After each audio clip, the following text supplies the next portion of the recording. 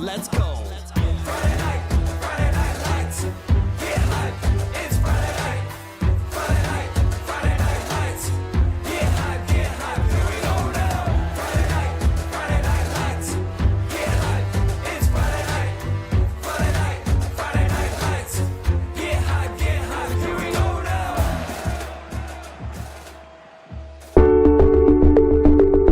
At Avita Home Health and Hospice, our caring professionals are ready to serve you with personally tailored services designed to meet the unique needs of each individual. When we take on a patient at Avita Home Health and Hospice, they really do feel like family. So when we take care of our family, we want to take care of the whole person. So we take care of them from our nurses, our aides, our physical, occupational, and speech therapists, but we also have people that tend to their hearts. So we have social workers, we have chaplains, and people that can help with the emotional side of their care. At Avita Home Health and Hospice, we have a dedicated team that takes care of you. Caring for the whole person is our promise to you. From social and emotional well-being to the way the patient relates to their loved ones, we treat your family like our family. Serving patients and their families wherever they call home, including assisted living facilities and nursing homes. Call 1-800-4NURSES to see if Avita can help administer your plan of custom care.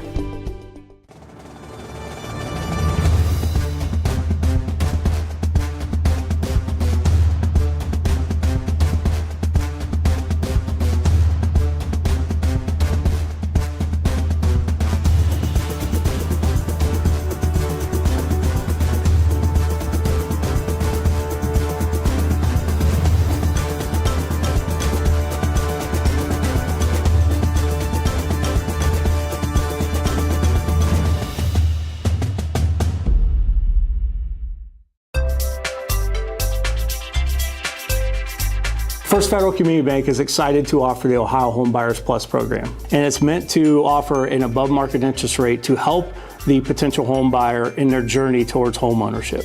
We've got great rates, especially for first-time home buyers. Here at First Federal Community Bank, we are here to make the home buying experience smooth and stress-free.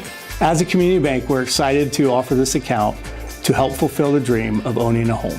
Member FDIC, Equal Housing Lender. Take a look at all the action from Friday Night Football right here in North Central Ohio with great analysis, highlights, coach interviews, and so much more every single Friday night right here on the OH Report.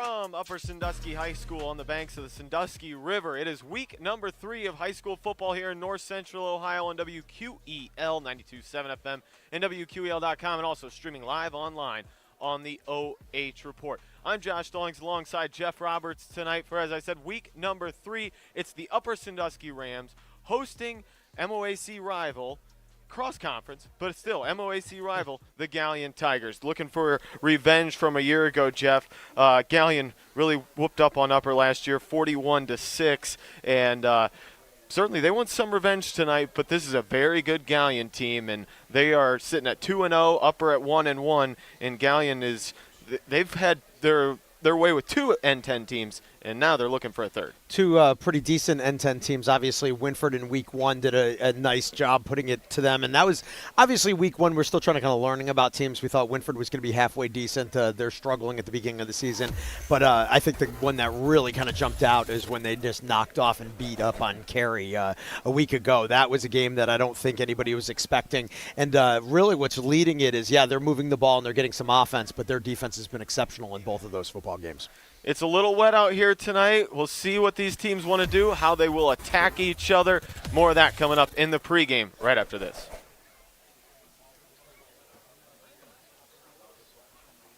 You want to do that 2 minutes?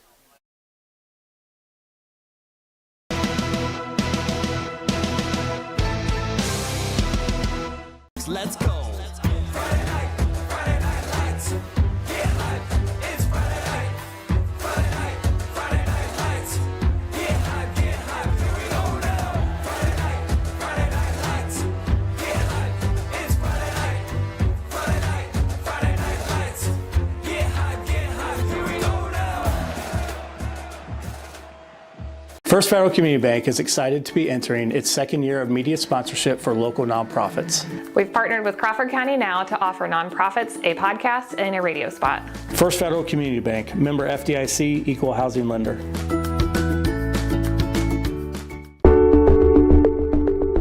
At Avita Home Health and Hospice, our caring professionals are ready to serve you with personally tailored services designed to meet the unique needs of each individual.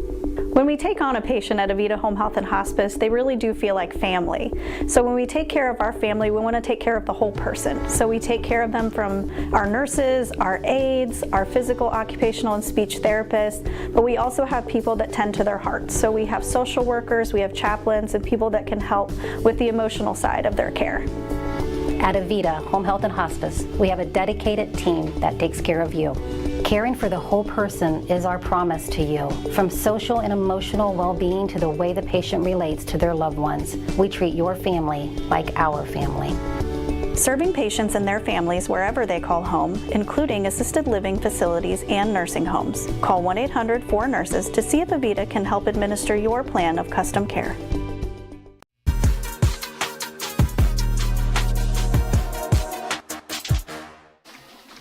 Getting set for week number 3 here of high school football from Upper Sandusky High School. We're streaming live online on the OH and, of course, on WQEL 92.7 FM. Jeff, it is week number 3. It's been extremely dry here as of late, but it has poured all day long. The rain has somewhat subsided now. But this Galion team, really both these teams, we've had the pleasure of seeing live already. Yeah. It's only week 3, but we've done a game of each of them. So we're familiar with it, and they're going to want to throw the football. They're relatively balanced attack, but more pass heavy. They're going to want to throw it, but it's going to be slick here tonight. Yeah, it's not going to be easy to throw the football potentially, obviously, as a result of the weather. But it is a game that both of these teams want to do it. If you look at the Galion Tigers, and especially, their quarterback, Braxton Prosser, Prosser is the guy. He's kind of stirring the drink for them a little bit. And obviously he can do it running the football. He's done that for the last several years. But they've really kind of focused in on his ability to throw the football this year. And, he's looking at not only moving the football, with his legs, but he's been looking at Jacob Chambers through the air a little bit. He's got a lot of weapons to choose from, but that's the number one guy. First week, he absolutely dismantled Winford and had some really nice plays a week ago against the Cary Blue Devils as well. More on the Galion Tigers when we come back. We'll take a quick break here in the pregame. Be back on WQEL 92.7 FM.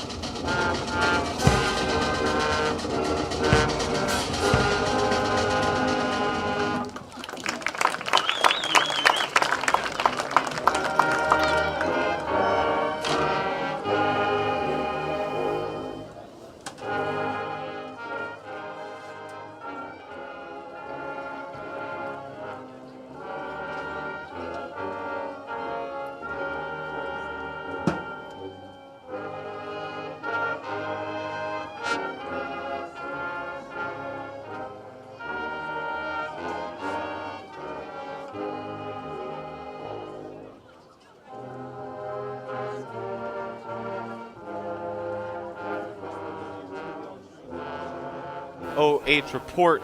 Getting ready for week number 3, the Galion Tigers and the Upper Sandusky Rams. Talking about this Galion offense, Jeff, they're averaging 320 yards per game, 31.5 points per game, and they do a lot of damage early. They want to come out and they want to pour it on early. Over 75% of their scoring has been in that first half. They had the running clock against Woodford, a defensive struggle against Cary last week. But this is a team that they're going to get Evans, they're going to get Jake Chambers, they're going to get Broxton Pratt. They want to get these guys comfortable, especially Prosser, get them going early and see what shots they can take against Upper Sandusky. I just look at it in a simple way. I think if you look at it just kind of player for player, team for team, Galion is probably just a little bit more talented, and they just want to get out there and just not make mistakes. If they can just not make mistakes, I think they're going to be in pretty good shape in this ball game. Move it around, like you said, get these different players into the game, and rely on this defense to try to put a stop on Upper Sandusky. But I think it's an important game for Galion because in the MOAC, they're going to see teams like Upper Sandusky who likes to throw the football, and they didn't get that their first 2 weeks. They played Winford, Cary. Those are going to be ground-based teams throughout most of the season. This week, they're going to go against a passing attack against Upper Sandusky. So it's going to be a little bit different, and something that, we're going to see for the first time is how does Galion do against a team that likes to throw the ball? And let's be real, even though Upper Sandusky is 1-1 on the season and had a pretty tough first week against a really good Northmore team, the reality is this Upper team, they got athletes and they got guys who can move the chains. And that Galion defense, 5 takeaways on the season, only giving up 182 yards per game. Yep. For Upper Sandusky, they beat Mount Gilead last week, 27-18. But absolutely in the game we saw against Northmore, they were dominated. Northmore, a very good team, beat them up 41-14. They're a balanced attack behind first-year starter Justin Heilman. Yeah. He does have Ethan Lewis behind him, about 5 yards per carry, and then 2 big play receivers on the outside. He's got Martinez out there as well as Caleb Francis to throw the ball to. Both those guys from a year ago, they were close to 20 yards per catch. So he wants to air it out, but that field is slick. Yeah, and you know what? The reality is that that's what Upper Sandusky has been doing very well for the last several years is their quarterback has always got options. They kind of do that spread attack, and they find multiple guys. Caleb Francis has been a stud this year. He's leading the team in both receptions and in touchdowns. He's got 16 receptions in 2 games already, so he's all over the place. He's got 4 touchdowns. He's actually caught all of their touchdown passes this year. Martinez has got 9 catches as well. So they are moving the ball through the air. They're doing a nice job. I think what's making Upper a little bit better this year is the balance. Like you said, having Ethan Lewis actually running the football with some effectiveness has been a good thing. The question is whether or not they defensively can actually make some stops, because that has been the struggle. When we saw them in week 1 against Northmore, let's be honest with you, the Golden Knights just tore them apart. I mean, they were just doing everything and anything that they wanted to against the Rams. And in this game, I think if they can sort of kind of find that balance on offense and then prevent Galion from scoring the way Northmore did, they got a pretty darn good chance here against the Tigers. But if it kind of gets away from them, when you look at it player for player, it could be really tough for them to be able to pull back into the game. I look for taking care of the football to be a major factor tonight. Upper's done a pretty good job of it so far on the season. Only 1 turnover. That was a Justin Heilman INT where he just kind of chucked it up. Yeah. But we talked about that Galion defense. Leading the MOAC in takeaways, only 182 yards per game. So this could potentially shake out to be a good matchup. It depends. Is Upper ready to show up here on senior night against the home crowd? I think it's a real good question of what Upper team are we going to get? If we're going to see the team that we saw against Northmore in week 1, that's not going to be a good situation. If they play a little bit closer like they did against Mount Gilead in week 2, we could potentially have a ball game. But again, we're going to learn some things about Galion, and it's things that Galion has to learn about themselves. They need to be able to stop the pass on this season. Shelby, Ontario, the teams that they're going to see in the MOAC, the top teams in the MOAC, can throw the ball like crazy. And this Upper Sandusky team, it's what they like to do. If they can't stop them, they're going to be in trouble in the league. So it's going to be a real interesting test for the Tigers. We are set for week number 3 here from Upper Sandusky High School. Kobe Beitelcheese for the Rams will tee it up and send it deep. The Rams won the toss and deferred. Galion will head north. Back deep for the Tigers is number 13, Cohen Adams. Number 16, Jake Chambers. Here comes Beitelcheese, the left footer, sends a line drive down the field. It is going to be picked up at the 10. That was actually Carver. Carver cutting across the field to the far side. He's got the 25, 30, 35. Carver looking for the 40, 45. Oh, takes a big shot at the 45. Goes into his own sideline. Hey, he took a lick over there. But still, a great return, ran a long way, but sets him up with great field position. Defender took a little bit of a lick, too, because he fell backwards about 3 yards. So, Carver went flying, but so did the defender who made the tackle. Good return, though, for the Tigers to start off this game. We're getting a penalty, though, that's going to back them up. Galion in their traveling white uniforms with the orange numerals, blue pants, orange and white stripes. They got the blue caps with the blue face mask and the Tiger Paw logo. And we Upper, did and they're all black. Sorry, go ahead. I was going to say, and we saw this a week ago. Galion played a pretty good game against Cary, but they made some mistakes in that game that kind of kept that game closer. They had opportunities to put Cary away a little bit earlier, but they just kind of made a lot of self-induced mistakes. And here they started one off. They just negated a really nice return. Here is Prosser out on the field. He'll send trips to his right, lone wide receiver to the left, Back in the backfield on his left hip. He's going to have it. Handoff. Lewis straight up the middle and very little gain. Maybe got to the 20.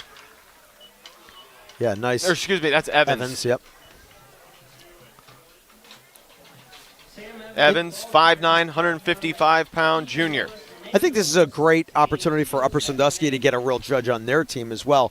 They know they're playing a team that just beat Cary a week ago, and that's a team that everybody expects to be at the top half of the N10. If they can play with them, they know they're in contention at the top half of the league. Now the officials will blow it dead here on 2nd and 8. Equipment. Yep. I think Evans will have to go to the sideline and get a chin strap fixed up. So they're going to bring in number 5, Braxton Stuckman. Yep. Stuckman, 5'9", 190.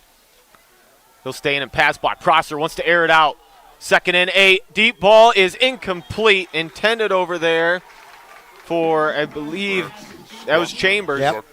But, I'll tell you what, just watching it, the defense was actually running with Chambers on the play. They did a really nice job going step for step and stride for stride with him. But the reality is that they did not there was no real ball awareness by the defense, both the cornerback and the safety. If they turn back, I think they have a good opportunity for an interception. It was not a great throw by Prosser there. They had a chance, but it was just kind of they were so caught up in watching Chambers that they weren't paying attention to the ball. 4 wide receiver set, 2 on each side. Prosser wants to throw. 4-man rush. Has time. Over the middle. Pass is caught. He's got Carver. Carver's got the first down and 5 more. Actually, give him 7 more up to the 35-yard line. Nice crossing route. Yep. Good pocket for Prosser, and he delivered a strike. Well, and they just were giving him all the space in the world. And, I understand the fact that there are times where you don't want to get beat deep on the play. But, they need 8 yards for the first down. They're playing 15, 20 yards back. That doesn't make a lot of sense. Carver gets an easy first down right there and a nice throw by Prosser. Trips again to the right. Now motion man right to left. They go to doubles. Prosser, quick pass over to the right side. Jail screen, complete to Francis. Francis with a little alley. Spin move for a first down and more. 50, 40, and he's into upper territory at the 39-yard line. Pretty move by Caleb Francis. Beautiful play design. Yeah, that was an outstanding pitch and catch right there. Coming over there. It was Landon Prosser. Oh, Landon Prosser actually lining up on the outside there. Yeah, great run right there, getting all the way down the field, 26-yard pickup for Galion Tigers. And again, when you get plays like that, it means other guys down the field. The blocking is happening down the field as well. The receiver's doing a nice job. Prosser and Chambers will come wide to the left. They got a slot back and a running back in the backfield with Prosser. Straight run up the gut, spinning off one. Keeping his feet is Stuckman. And Stuckman gets to the 34-yard line. Good chunk of yards there on first down. And Braxton Stuckman coming in for Sam Evans with the equipment issue. Not a lot of carries for him on the season, but there it is. Going right up the gut and getting 5. Chambers and Prosser wide left. They got a wing inside. Prosser in a gun at his 40. He's going to give off to Evans. Evans tripped up after a short gain, maybe 2 yards on that play. The ball came out, but they'll say he was down. Yep. I'll tell you what, Evans, saw the hole. The play kind of designed to move a little bit to the left. He took right to the line of scrimmage, looked right, and he saw it there. So he cut it back and got undercut when he made that one. So 2-yard pickup, but took a pretty big hit and a nice defensive play to make the stop on Sam Evans. Looking at 3rd and a long 3. In Upper Sandusky territory, in a place where they probably can go for it on 4th, though. Yep. So opens up your playbook a little bit. Prosser will send trips to the left, and They haven't shied away from throwing it yet. Hard Got 'em to count, jump. and they'll get him to jump. Free 5 yards and a first down for the Galion Tigers. First flag against Upper.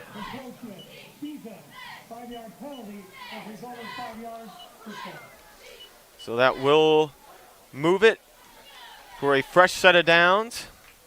Ball will be spotted at the 26-yard line.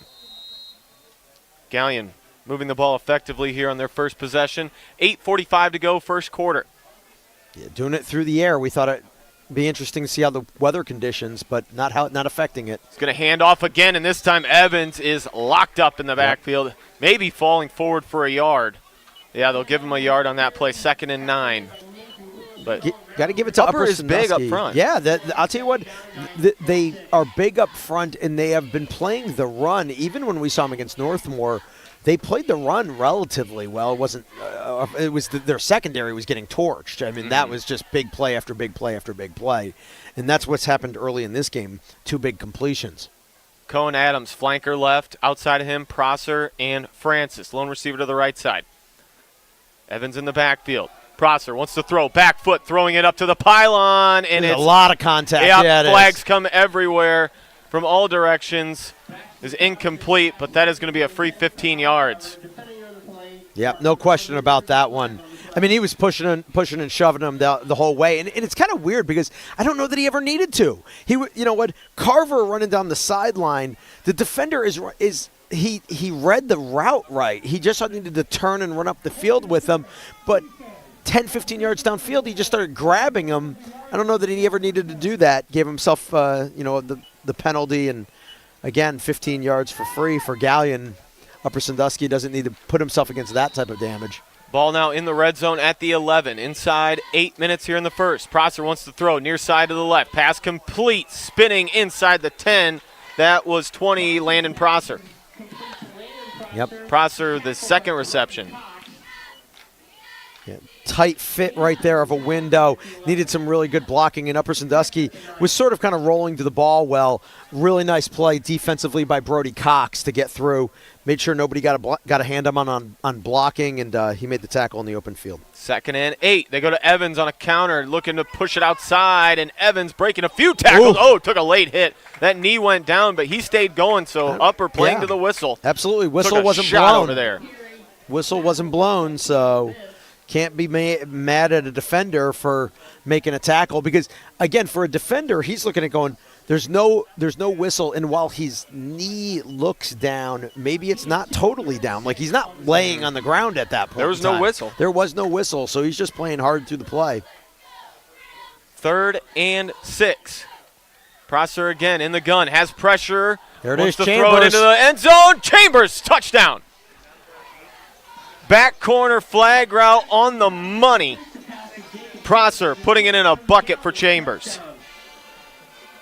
Tell you what, they tried to man cover Jacob Chambers, and when he came around the edge, he was open by a couple of yards. Prosser, he's the first read, so Prosser has to just kind of like lay back and just wait for him to run himself open. And that was an easy pitch and catch, and the first points on the board for the Tigers. Carver will come on and attempt the extra point. Snap is back. Clean hold, and the kick is good. So we talked about it in the pregame. Galion wants to get out and get after it, and they take their first drive down the field, 80-plus yards into the end zone. 7-0 with 6:50 to go in the first quarter. We'll be back on WQEL and the OH. Let's go. Friday night lights. Get hype. It's Friday night. Friday night lights. Get hype. Here we go now. Friday night lights. Get hype. It's Friday night lights. Get hype. Here we go now. First Federal Community Bank is excited to be entering its second year of media sponsorship for local nonprofits. We've partnered with Crawford County Now to offer nonprofits a podcast and a radio spot. First Federal Community Bank, member FDIC, equal housing lender.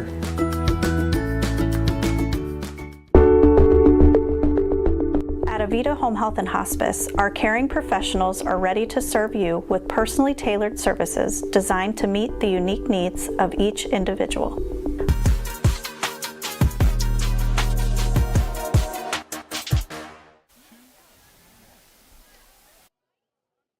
QEL, Josh Stallings, Jeff Roberts with you tonight. Galion taking it right down the field and punching it in for 7. Now Carver sends a liner, fielded by the up man at the 18. Oh, great kick coverage, getting down the field and making the stop for Galion was number 5, Braxton Stuckman. It was Ezekiel Baldwin on the return. I don't think he was quite ready for it. Hit him in the chest, bobbled it at the 18, scooped it up, and he got licked by Stuckman. Baldwin, a wide receiver, but didn't really take that in like he had a lot of confidence in it, and it slipped right through his hands. Ended up getting the big hit on it, and now we'll see how Upper Sandusky can respond after the defense lets up 7, see if they can get it back against this good Galion Tiger defense. Rams onto the field. First-year quarterback, senior Justin Heilman at the helm. Empty backfield for him on 1st and 10. Motion man. He is going to hand off, bobbled it, but now it's blown dead. Looking for Caleb Francis on the end around, but going to see if in the false start. Got to go another 5 yards. So second penalty on the Rams. Third, actually. Or excuse me, third. Yeah. And Galion in that first possession taking a lot of time off the clock as well. Just 6:44 in this first quarter. Upper's just touching the football. Doubles formation now on 1st and 15. Heilman calls for it. High snap. Has to go up and get it. Gets it off to the back. Couple broken tackles. Good 25, 30. Lowers the shoulder. Goes into his own sideline. Great carry there for 22. Ethan Lewis. 5 yards plus per carry coming in. And Lewis rattles off a good one in his first touch of the night. Yeah, got a 15-yarder, picks up the first down. And again, outstanding job up front. They provide him the hole, but also, like I said, Josh Heilman down the field, a receiver. He sealed off that corner, gave him an extra 8 or so. He was right on top of that cornerback and pushed him out of the play. Let Lewis came behind him and get to the corner. Now officials will send Sam Evans again to the sideline. Yep. For an equipment. Does he not have his mouthpiece? There's something with his knee pads aren't covering his knees. That's so we have correct. an official that is being a real stickler for He's like, I don't know what to do, equipment. Coach. Pistol formation now for Heilman. Claps for it, has it. Turns, gives. Lewis up the gut on an ISO. Great blocking again. Lewis into the open space. 50, 45, 40. Lewis out of bounds inside the 40-yard line. And this boy, he's ready to rumble. He sure is. And I'll tell you right now, the Galion Tigers obviously kind of went into this scouting out Upper Sandusky as a passing team, and they've come out with 2 runs to start it off. And there is open space. They're getting good blocking down the field. But, Galion's just packing everybody up tight, and they're not prepared for the running game. Lewis with already multiple broken tackles. He gets the call again, this time trying to get back to the line of scrimmage, maybe a yard. Good pressure there. Trevor Shifley getting in for the Galion Tigers. Also 53, Cam Kluman. That's a name you'll hear a lot tonight. Big contributor on the defensive side for the Tigers. Yeah, leading tackler on the team. Doubles formation again for Heilman on 2nd and 10. Turns, wants to throw, near side, has it caught. It is Francis. Francis on a simple stop. Just turns, takes what he can get, and he picks up 5. And that's, I think, the one thing that we've been noticing with Heilman as a quarterback is that I think he's doing a pretty nice job of hitting his marks. He's completing, 70% of his passes pretty much.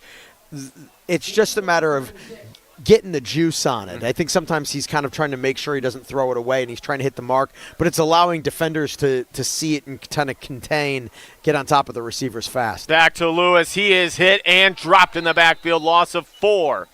Couple Tigers in there to bring him down, including Evans, Kluman, 55, Zach Saley.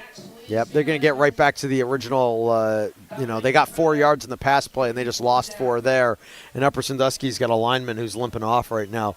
And we saw Upper have some success against Northmore in that short passing game.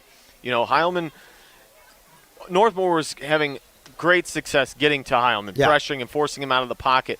When he just got the ball and looked quickly to the outside, he had success. Well, and I think that was part of it was because that's what Northmore was giving them. They were like, hey, look, if you want to do underneath passes and pick up 3-4 yards, I'll take my chances. Especially down 2 scores. Exactly. But, I think they also were looking at it going, Heilman doesn't have like a cannon arm. He's accurate, but he's not going to fire it 20 yards downfield unless he's got a lot of air underneath it. So we're willing to take our chances. Francis Bosley wide to the left. Heilman has it. He's going to be dropped in the backfield. That wasn't going anywhere from the start. And 34, Camden Kluman with the sack. High snap screwed up the play. I mean, you can just see Heilman was able to pull it down. I don't know if it was always going to be a quarterback draw. It seems like a dubious play call on a 4th and 10. But it seemed like, he was so concerned, like, it was a high snap. He pulls it down, and he was just like, I'm just going to have to run with it because the play that was going to be run is broken up now. Maybe it was going to be some sort of screen where everything's based on timing. But, it fell apart right there for Upper, and sure enough, turnover on downs. They get it into Galion territory. Lewis looking solid on a couple, but then the offense stalls out, gives it right back to Galion here with 5 minutes to go in the first. Prosser back on the field. 1st and 10, ball at his own 42. Upper showing blitz. They go to the running back. Handoff to 34. That is Kluman. Or Coleman, excuse me. You got to remember, it's not pronounced how it's spelled. So a good gain of 7 on first down, 2nd and a long 3. Yeah, nice to have a player like Coleman back there that you can hand the ball to as a secondary back. I mean, we talked about him being a leading tackler on defense. You get a guy who can tackle a lot. That usually means they can run pretty hard on offense as well. 3 to the right. Prosser going to hand off. Coleman up the gut again with a head of steam, turning the feet and getting to the 45-yard line for a first down. And again, they're doing this, Sam Evans, it seems, he's on the sideline, and it was almost like they were talking about his knee pads coming down, and that's probably more of a sign of the pants not being long enough. You know what I mean? So they're kind of riding up, because I was watching him on the side trying to stretch out his pants to try to pull the knee pads down. Loosen the belt. Yeah, but without him, that leaves Coleman as the primary back right now in the backfield. Francis, lone receiver below us to the left, 3 to the right.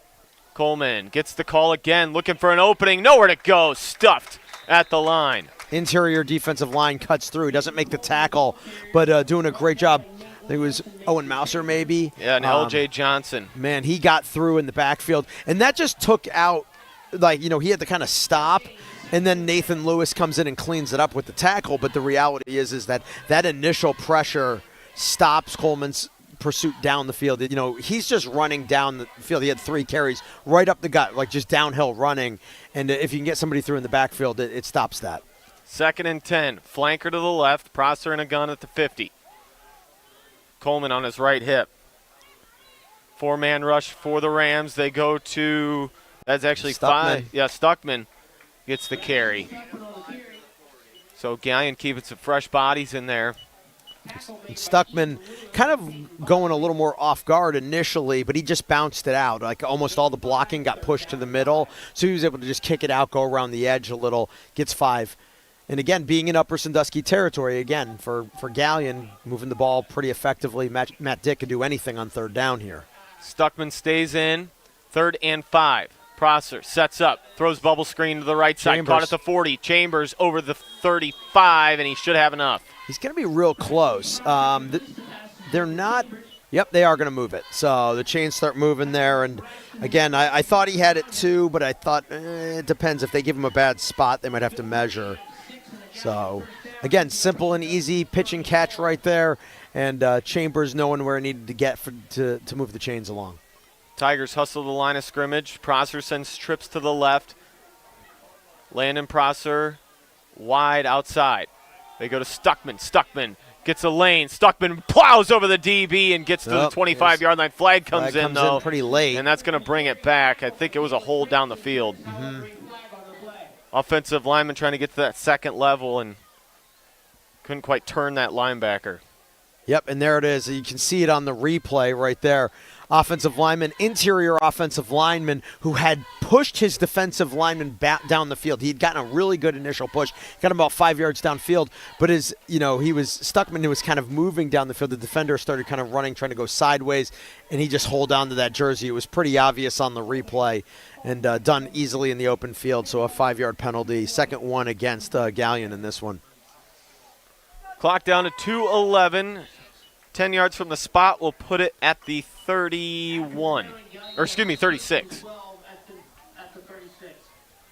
So Galion looking at 1st and 12. Flanker to the left. Prosser in the gun again. And RPO play keeps it himself. He's hit in the backfield. Prosser, though, still pushing, and he actually is able to pick up about 4.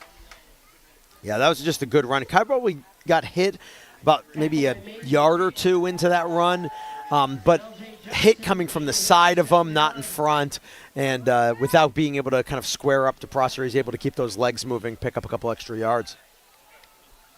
Landon Prosser and Jacob Chambers come wide to the left. In the backfield is Braxton Stuckman with Prosser. Prosser wants to throw.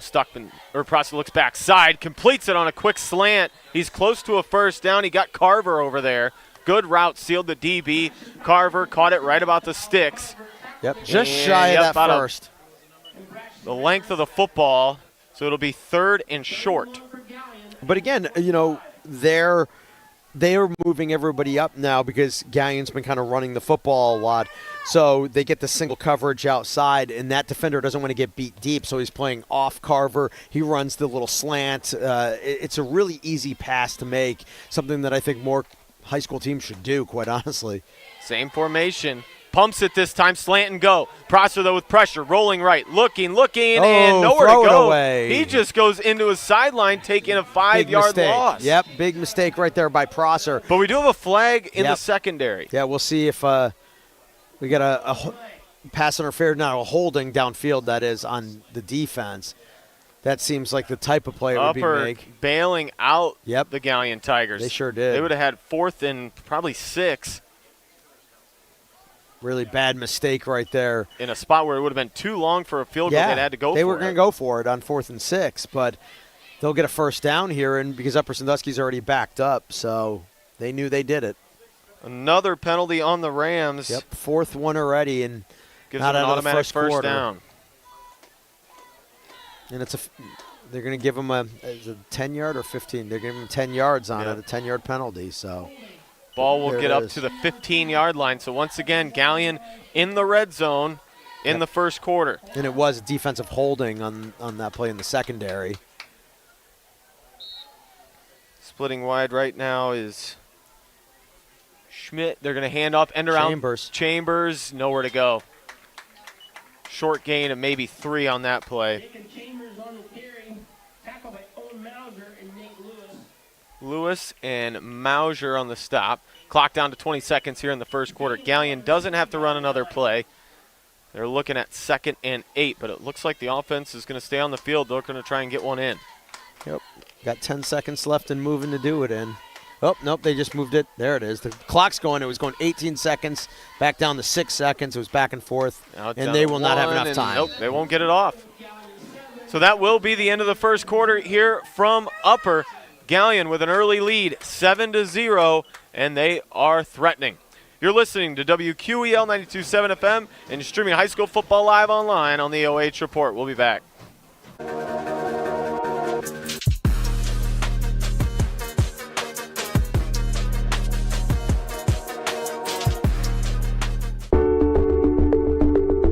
At Avita Home Health and Hospice, our caring professionals are ready to serve you with personally tailored services designed to meet the unique needs of each individual.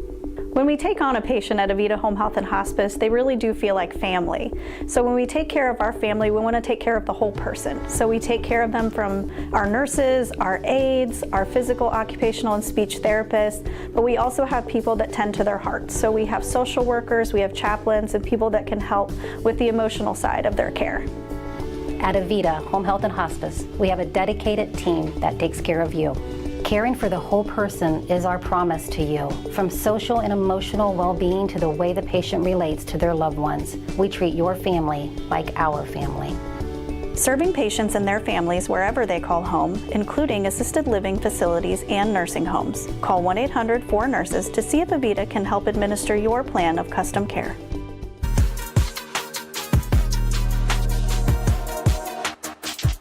The ball game.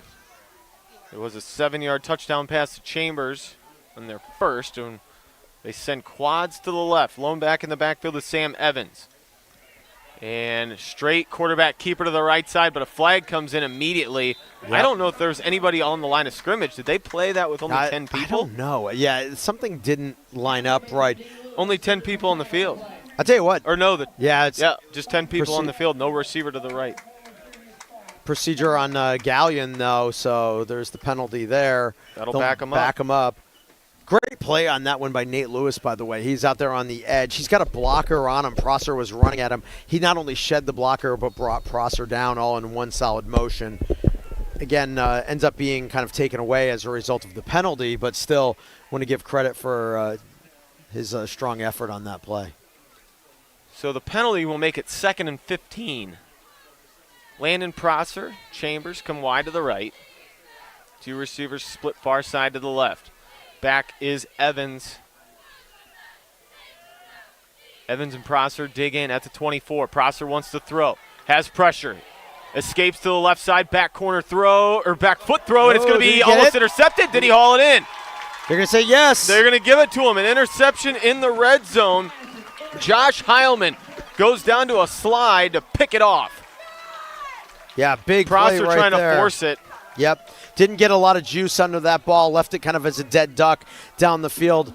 Again, he's rolling across his body, and then he just kind of didn't, even though he didn't need to, he kind of rushed a pass that he was kind of leaning backward, and he's trying to throw the ball 25, 30 yards down the field, and it just died out on him, and it allowed Upper Sandusky to make the break on the ball. So Josh Heilman ends up making up with the big interception right there. Keep it to a 1-possession game. 1st and 10, but they got to go 98 yards. Not great field position, that's for sure. Under center, he's going to turn in the I formation, give to the fullback. Oof. Oh, man, he's met. I think they lost a yard maybe. It was 44. Braxton Rimmer. Rimmer at 5'9", 190. Trying to do, like the fake where it's, the quarterback goes back and the run, kind of, do the jump up in the air like it's a bad snap and the whole thing. But obviously Galion's on it. They're hungry. They got 4 down linemen. They're showing pressure. Heilman under center. Again, this time it's the halfback getting the call. A little bit of space, maybe a yard. Yep, gave him a little room, and that was Lewis. 3rd and 9. Yep. Ethan Lewis got a yard on that play.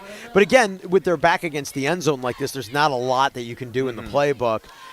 You're basically kind of forced to just say, can I get enough space here, a couple runs up the middle, so maybe I can open it up and do something different on 3rd down. Sam Evans, 5'9", 155. Linebacker came up and stuffed him in the hole. Trips left. Heilman wants to throw. Pressure coming. Gets rid of it. Far side. Incomplete. Looking for Josh Heilman. Yep. And nowhere close. It'll bring up 4th and 9. And they get the interception in the red zone, but the offense, quick 3 and out. Being so deep in their own territory like that, I think just kind of it just put them, in a tough scenario there, especially against a good Galion defense. And now they're going to have to punt from the back of their end zone. Does Galion come after it here? They feel like it should already be a 2-score game. Yep. They might try and come after this punt. Josh Heilman grabs it, quick release, and gets off a good punt. It'll send the returner back to the 46-yard line. At the 40, 35. Swim move at the 30, hit, flags come in. Wow, everywhere on the flags. On that return was 32, Kane Hay. See, there's flags in every direction, and seeing there's the black there's the crackback block. Got him the blind side block. It was actually Cameron Coleman coming back. No, actually, excuse me. No, that's who they've got there. So hold against Galion. Not Cameron. It was Camden is the runner. Cameron is the lineman, and Cameron was the one who did it. So 2 penalties on that play, both on the Galion Tigers.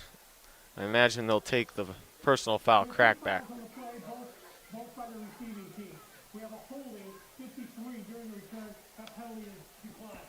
We have a personal foul, blindside block number 1, So they will enforce the blindside block. 15 yards from the spot. Will take it back to really where he fielded that punt at the 48-yard line. Catches still in upper territory. Yeah, a little bit of a break for Upper Sandusky, but still not the end of the world if you're the Galion Tigers, because you got pretty good field position here.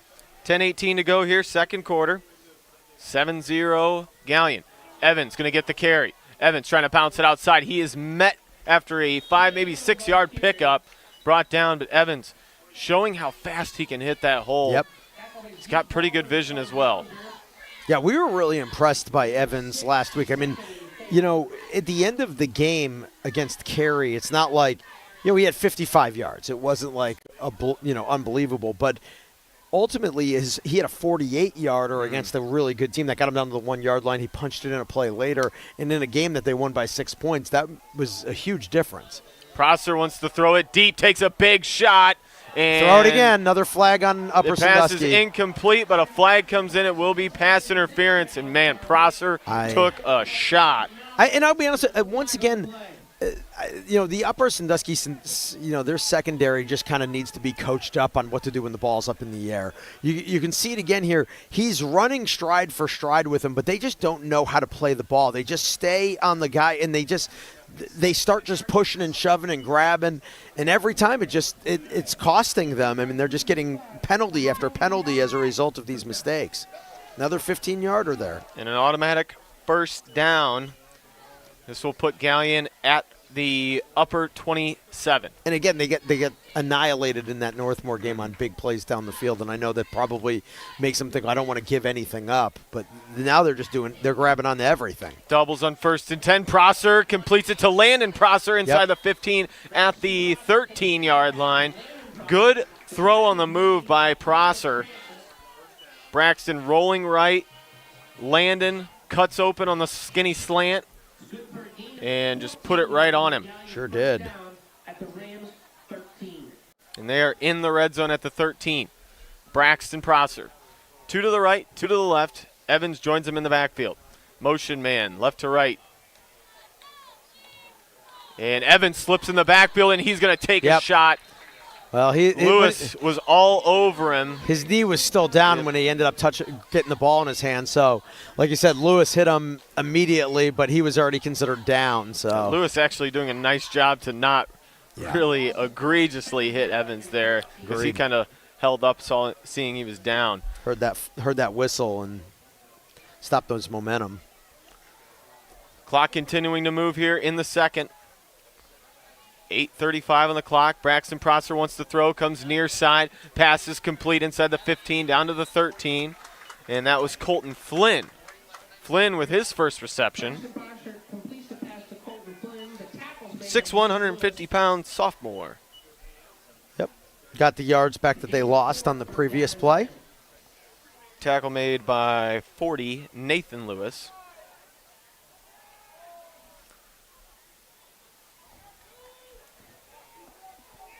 Carver goes wide left, hard count, and there to get him to jump. Galion jumping offside. I think that was Kurt Hay. Yep. Penalties all over the place. That's the 5th one now on the Tigers. So kind of sloppy here in this first half. We saw the same thing. Galion did the same thing last week against Cary. It was just a lot of silly mistakes. And in untimely mistakes. Yes, I mean that was really hurting them in a close game that we knew could go either way. And this game's still up in the air, but both teams have 5 penalties at this point. So 3rd and 15, clock at 8 minutes. They're going to stack doubles on either side. Prosser wants to throw it. Has time. Now up in the pocket. Prosser near side. Pass complete to Landon. Step back move at the 5. Driving his way. And he gets down to the 3-yard line. Pretty move by Landon Prosser. Yep. And again, Braxton showing his ability to throw on the move and deliver strikes. I'm just still kind of, it confuses me how a guy can he's wide open. I mean, there's nobody near Prosser on that play. I mean, they got 5 receivers going out on the play, but they just lost him. It was like whoever was supposed to guard him, let him go. 1st and goal, they want to throw it. Out route over there, incomplete. His feet went out from underneath. It was Prosser again. He was Braxton Prosser looking for Landon Prosser, and Landon just hit kind of a slippery spot from the rain earlier, and his feet slipped out right from underneath him. 2nd and goal now. Ball spotted at the 3. Galion stays in doubles. Back is Braxton Stuckman. Stuckman going to get the carry. Stuckman looking for the goal line. It looks like he's in, and he is. 2nd touchdown tonight for the Galion Tigers. This time it is Braxton Stuckman on a 3-yard carry, and it makes it 13-0 with 7:20 to go in the half. Yeah, nice little drive once again for the Galion Tigers, mixing it up with some passing plays and some running plays, and working through some of the mistakes of the penalties, still being able to get it in the end zone. So Stuckman doing a nice job filling in for Sam Evans. Gets himself a touchdown. Extra point attempt is up. And it was good. Looked from here like it was good, but we didn't get a signal. So. Didn't do it on the scoreboard either yet. No. With 7:20 to go, we will wait to see if it was good or not. We'll take a timeout. We'll be back on WQEL and the OH Report.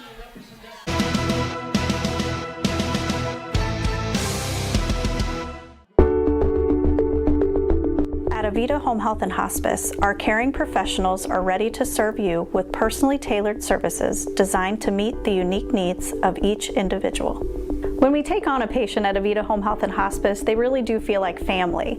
So when we take care of our family, we want to take care of the whole person. So we take care of them from our nurses, our aides, our physical, occupational, and speech therapists, but we also have people that tend to their hearts. So we have social workers, we have chaplains, and people that can help with the emotional side of their care.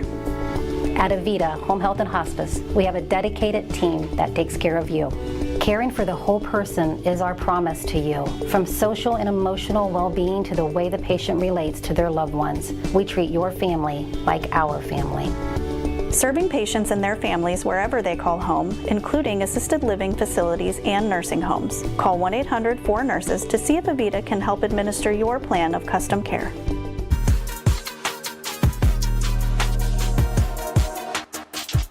Short. Try and cover it up, but Upper Sandusky doing a nice job to sprint up and grab it at the 28-yard line. That was Josh Heilman making another special teams play. Basically no return on that. We'll spot it at the 28. Don't want to put too much on Upper Sandusky's last drive starting at their 2-yard line, but their first drive, they got some movement with Ethan Lewis running the football. Last drive, not much there, but now down 2 scores. I think it'll be important for them to get some ball movement here, and it will be great if they can score because they'll get the ball to start the second half, too. He's going to hand off. Heilman goes to Lewis. Nowhere to go. No gain on first down. And this Galion front doing a nice job. Yep. He had those 2 big carries to start the game, but this Galion defense could arguably be one of the best in the MOAC. Yeah. They've impressed us. Allowing less than 200 yards per game. They lead in takeaways. And I'll say this much. I mean, it was sort of, okay, the first big run, they got 15 yards, and it was like, all right, fool me once. Okay, fool me twice on the second run, which is 29 yards. After that, they've been all over him. They're like, okay, we know this guy's good. We're going to be on top of him. High snap in the pistol. Heilman trying to keep it. Lowers the shoulder, but takes a shot and just pushed out of bounds. Just barely got back to the line of scrimmage. Straight quarterback keeper, but Galion flowing nicely. And it'll be 3rd and 10. And in Upper's 2 possessions, a turnover on downs. When they started at their own 23, they started on their own 2 and a 3-and-out punt. And here we go looking at 3rd and 10. Again, they've a team that's known for throwing the football has only thrown the ball twice. Now, it's hard to do it on the last drive, but still. It's pretty soggy out there. Yeah. 4-man rush. Heilman forced out of the pocket. He's going to be sacked. Amazing job once again. Heilman brought down by Zach Salee. Salee knifing through, gets off the blocker, and brings Heilman down for the first sack of the game. He has his first sack of the game. You know what? Sully, when we saw him last week, he impressed me like crazy. I thought he played really well. I think he's had a really nice start to the season, and you can see it on that play, playing from kind of a defensive tackle position. He came right in, got in the face, and you can see Heilman was just like, I got nowhere to go with this. And, it wasn't even I can get out of the pocket, try to throw it away. There was no place for him to go with it. Josh Heilman, another solid punt, going to bounce and take an upper roll down to the 40-yard line. And that's where it will stop. And Galion will be back out on the field for their 4th possession of this first half, looking to make it a 3-score game with 5:15 to go before the break. Impressed with what Coach Metdick has really put together. We knew that they had some pretty good players coming back, but they lost a lot from a team a year ago, to the point of saying that there was, in our preseason media show, there were people who were like, I just don't know what Galion's going to have. They might be at the bottom of the MOAC, and now that this is our second time seeing them, we're like, I don't know that that's going to be the case at all. I mean, they have the guys on the outside, and the guys in the trenches are working hard. And the guys on defense, they just tackle well. They flow to the ball. Again, it's not always going to be as easy as it's been in some of these games, but the reality is they've got some good football players out there, and they're doing a nice job once again tonight. Empty backfield on 1st and 10. Prosser has pressure. He's got to get out of there. Prosser still on his feet, rolling left. Now he's going to keep it. Prosser still going. He's got a 20-yard gain at the 40-yard line, goes out of bounds. And he was flushed all the way back to about the 30, if not more, and he came all the way back for a 20-yard pickup. Yeah, that is the elusiveness and the speed of Braxton Prosser. Absolutely. They did a 4-man rush, but everybody else, all the linebackers and defensive backs were back, but they ran all the receivers deep downfield, so that opened up a lot of space in that kind of no-man land zone of 5 to 10 yards past the line of scrimmage, and Prosser was able to take off. Two receivers on either side. Prosser wanting to throw, rolling, throwing. Oh, what a catch. Comeback route hauled in by Landon Prosser. Well done. BB from Braxton and connects. Close to a first down. I don't think they're going to move the chains. It'll be 2nd and very short. But I'll say this much. That was kind of the first time that I thought Upper Sandusky defensively played it relatively well. It was, Caleb Francis. He was running stride for stride. He didn't get a pass interference call, anything of that nature. He just stayed with them. That's just an outstanding play by the receiver. And sometimes that's going to happen. You can't do it. You can't do anything about it all the time. Keeper by Prosser going up the middle. Faked the end around, took it up the guts, got the first down inside the 25 to the 24. And I think we have a timeout. No, illegal flag shift. Down. Yep, on Galion. So once again, 6th penalty on the Tigers here. Sloppy conditions and sloppy play as we have double-digit penalties already here in this first half. Absolutely. Again, the Tigers just have the horses to be able to do something about it when they make mistakes. And now we will take a timeout with 4:26 to go in the first half. It is Galion 14, Upper 0. You're listening to WQEL and streaming live online on the OH Report.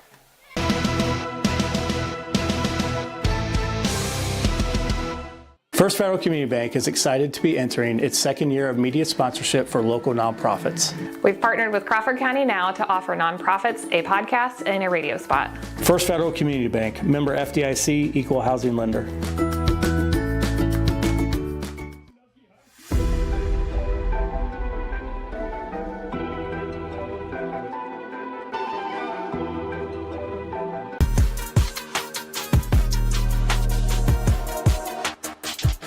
Live coverage online.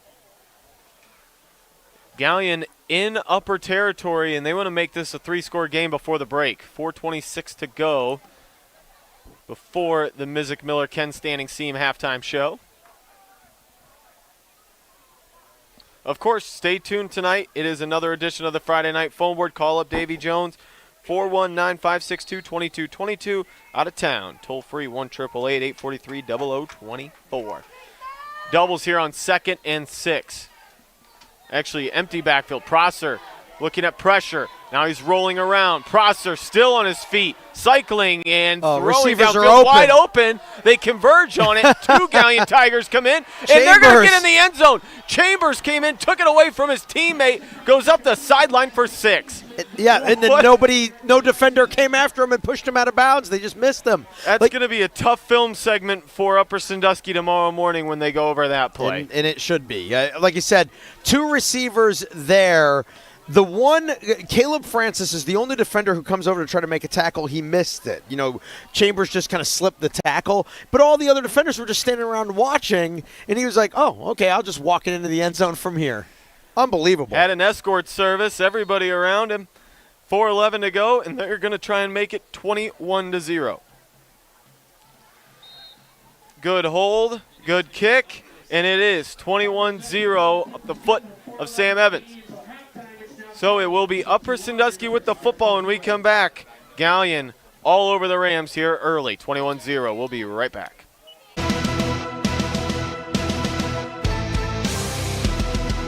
First Federal Community Bank is excited to be entering its second year of media sponsorship for local nonprofits. We've partnered with Crawford County Now to offer nonprofits a podcast and a radio spot. First Federal Community Bank, member FDIC, equal housing lender.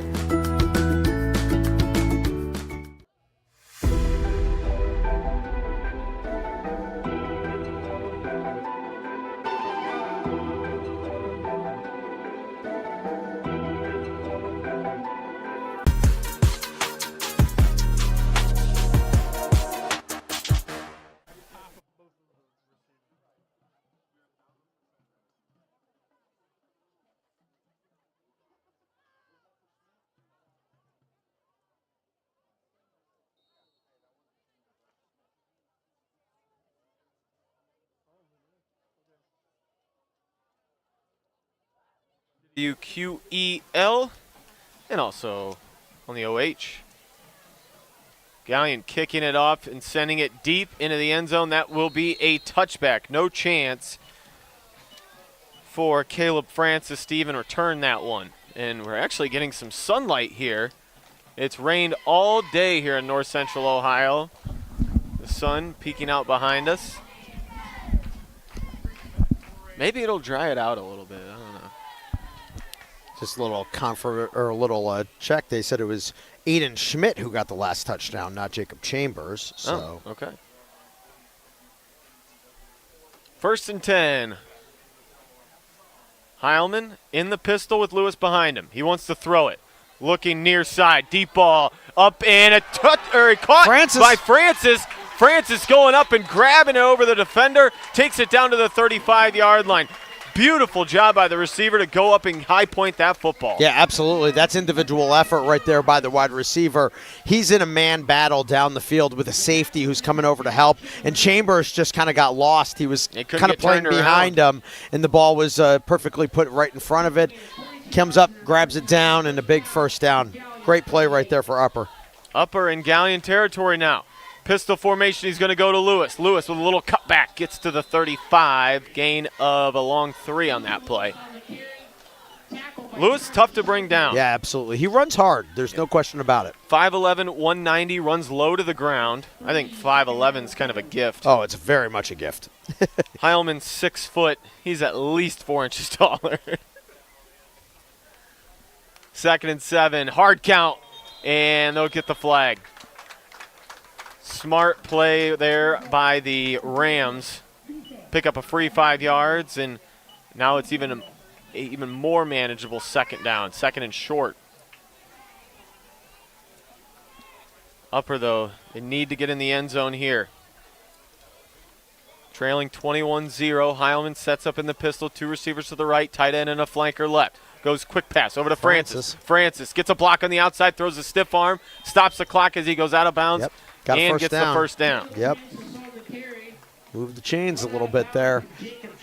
And again, remember, if you're Upper Sandusky and you're the coaching staff, you got to look at this like, we're going to go ahead. We got to get the points on the board here. We get the ball to start, So if we can get it to 2 scores, we can make it 21-7 at halftime, get the ball to start, and get it down to 1 score potentially. That's the way you got to play. Just don't look at the scoreboard. Just kind of break it off in chunks. Francis and Heilman wide left. They go to Lewis. And did the ball come out? Their Galleon's all saying they've got it. And Lewis is kind of down the field, and everybody else is a little bit more further up. Saying that and upper. they do got it. Gallion's no, got it. Galion comes out of the pile with the football. Sam Evans comes up with the football. Another turnover, and Upper stalls. A turnover on downs, 2 punts, and now they cough it up. Yep. And again, came out almost immediately, and you can see kind of Lewis was about 5 yards downfield without the ball in his hands. He was kind of laying on the ground like, Wet conditions make it hard to hold on to the football. Yeah, like he was in a little bit of pain or something like that, but sometimes that might be less physical pain and more of the mental, emotional type after, make a mistake of that nature. Another takeaway by this Galion Tiger defense. Gives the ball back to them with 3:05, and they lead 21-0. And this is the type of stuff we said going into it. I thought Upper Sandusky had to play a really clean game because on paper Galion was better, and they haven't. So they've made a lot of mistakes. There's a lot of penalties, and there's a terrible turnover. And Galion is going to give them delay a game. Another penalty, which is this. I'll tell you right now, Coach Dick has probably got a lot to be happy about, but one of the things he can talk to his team about is that's their 8th penalty in the first half. Not good. That's not gonna fly in the MOAC. I'm gonna tell you right now. Those teams, especially the good ones, that'll do them in. Prosser jail screen near side complete to Landon. Landon up over the 30, goes down at the 33-yard line. So gets some of those penalty yards back, and it will be 2nd and 7. But clock continuing to roll. Galion with 2 timeouts, 2:42 on the clock. Got to believe they're going to try and get in the end zone. I think here. so, too. Plenty of time. Yep. They've had success.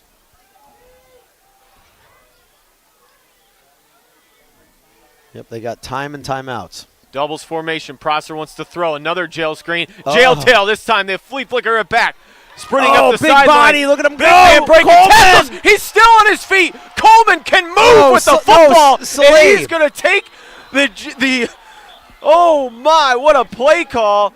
And the a flag's going to bring it back. I was wrong. It was Zach Salee. Oh, Salee. Yeah, he took it from, and there is. Oh, the hold. Oh, my goodness. 9th penalty defeats an amazing play. And I'll tell you right now, the good news, though, if you're the Galion Tigers, you now know I got a big body guy right here that I can give him the ball, and he is a horse running down the field. Couple broken tackles, and he got up to speed, and he was moving. He sure was.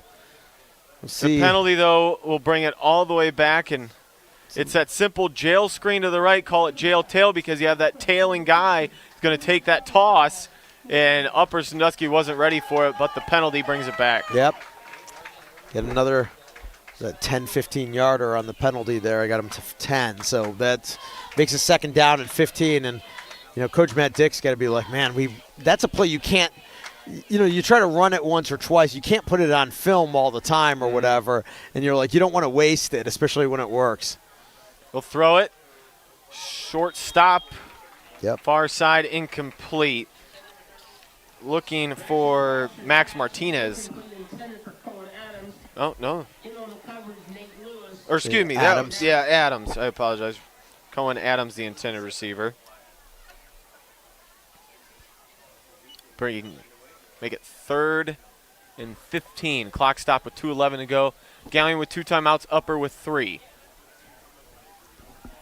2 receivers near to the right. 1 to the left. They're going to run the football this time.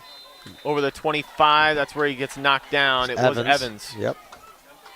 They've done a very nice job against the running attack against of the Galion Tigers, but the passing game is killing them.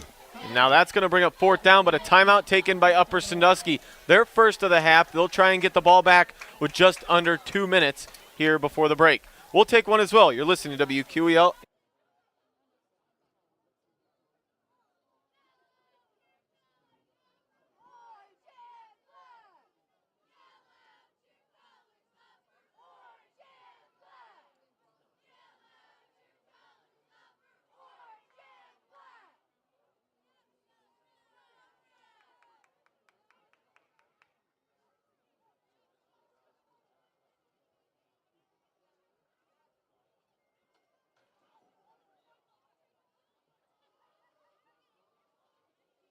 with you tonight on WQEL. Minute 58 to go before the half, and Galion will punt for the first time. High snap, hauled in, gets it away, a booming punt. That is a huge kick. Going to send the returner Wow, all the way back it went to through his 25. He hit hands. it. We have a scrum for it. The ball's going to go into the Galion's end gonna zone. get Galion this. will cover it up at the goal line. They just scored. That's a touchdown. And is he going to mark him at the 1? He is going to Oh, mark my him down at the goodness. 1 yard line. What a special teams play. Another fumble. That one just kicked so far and, over the head. Ezekiel Baldwin trying to kind of back up and do the over-the-shoulder catch. It slipped right through his hands. And they're going to say, yeah, he picked it up and slid into the end zone. No that chance one, for Baldwin to catch that football. Yeah, I think that was Cameron Coleman who picked that one up. But they'll mark it down at about the 1 and a little bit past it. Probably about the 1 yard line there. And Galion Tigers. Carver's punt was an absolute boomer. Boomer. Unbelievable kick. And now Galion will be set up first and goal from the 1. Thought they had stalled out. Now they can make it a 4-score game. Prosser in the gun, going to hand it off. Looking for the middle ISO. Stuckman, no, but a flag. Yeah, I was going to say, they mark False them in, but bring it back.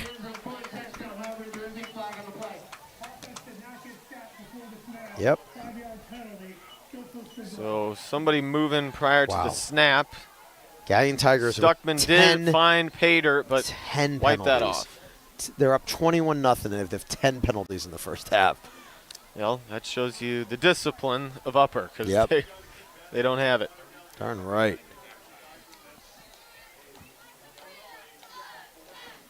Both teams committing untimely penalties.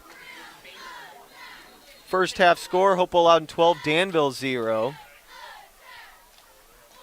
We'll get you some more halftime scores coming up inside the Mizik Miller and Ken Standing Seam halftime show.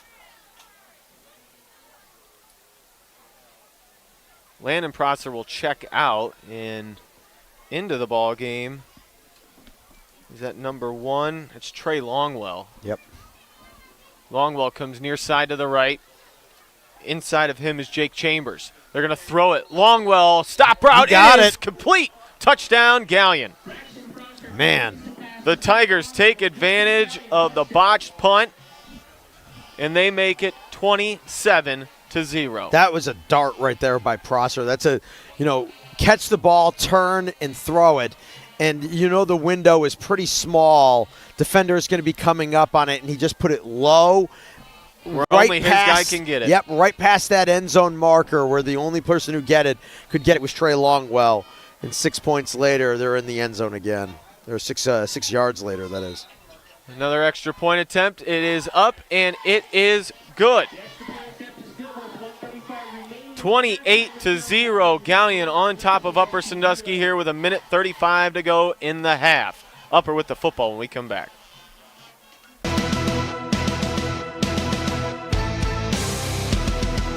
First Federal Community Bank is excited to be entering its second year of media sponsorship for local nonprofits. We've partnered with Crawford County Now to offer nonprofits a podcast and a radio spot. First Federal Community Bank, member FDIC, equal housing lender.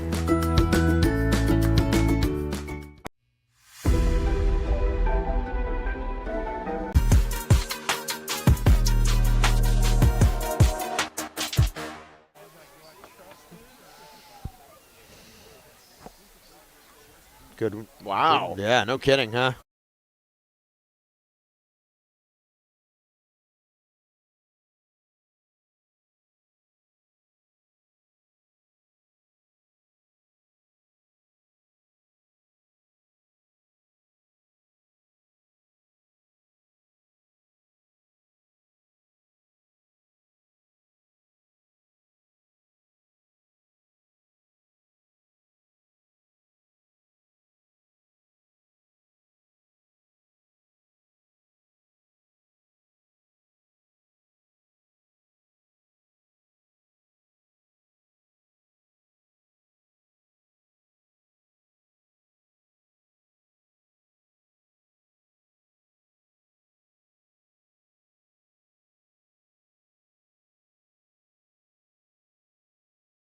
sails into the end zone for another touchback.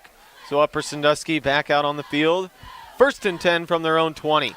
Looking to get something going offensively. Heilman in the pistol. Hard count. Lewis behind him. He wants to throw. Looking right, throwing right, incomplete. Yep. Had the comeback route, but sailed it over the head of Caleb Francis. Yeah, the Upper Sandusky Rams have good athletes, and like I said, Heilman is solid in terms of decision making and things like that. Unfortunately, I just don't think he has quite the arm, and right now he's throwing into the wind, makes it a little bit more challenging for him. So it makes it tough to be able to throw the football against a good defense like Galion has. High snap. Heilman somehow grabs it, but he is going to get brought down at the 15-yard line. Number 3, Trevor Shifley. Saw Heilman have to go upstairs for that snap, and he knifed in, brought him down. Heilman trying to scramble, nowhere to go. Yep, we're going to call timeout here for Galion. They're going to take one, try to get the ball back again. Minute 11 to go, and they still have one timeout. So 3rd and 15 for the Rams. When we come back, Galion trying to make it a running clock. We'll be back on WQEL. This is getting boring 30 quick. seconds.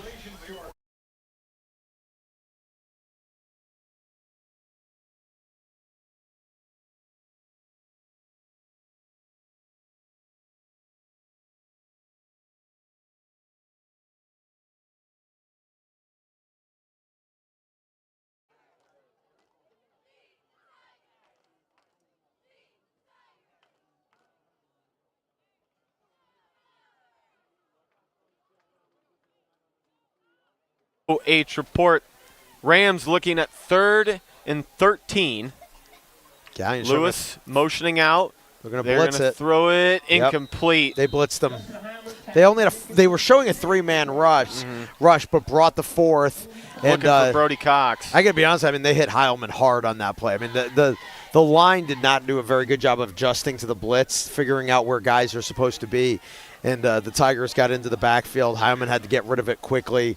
And now they're going to have to punt it. So that really worked in Galion's favor. Not only to get the ball back, they stopped the clock because it was a pass play and it was incomplete, but they got to save a timeout that they had left. Oh, Heilman's punt almost got blocked. He might have got a finger on it. It's still going to take an upper roll. Yeah, got a good roll. And it'll go to the 43-yard line and be down there. But Heilman pressured on that punt. Somehow got it off.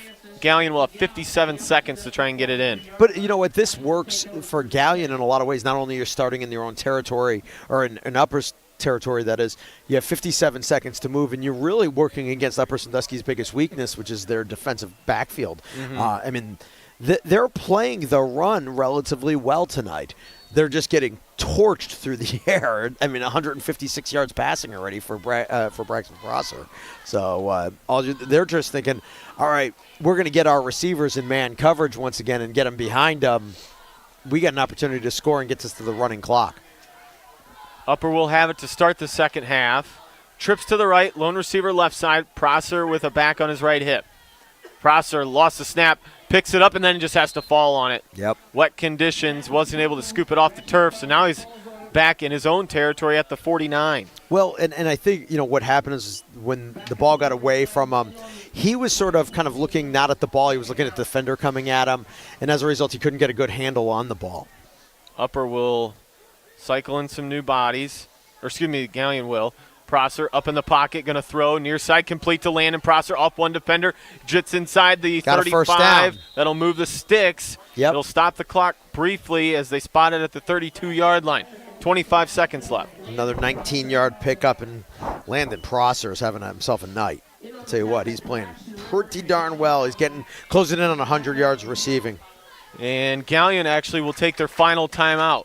They'll have a fresh set of downs when we come back in 25 seconds on the clock. Stay tuned to WQEL and the OH.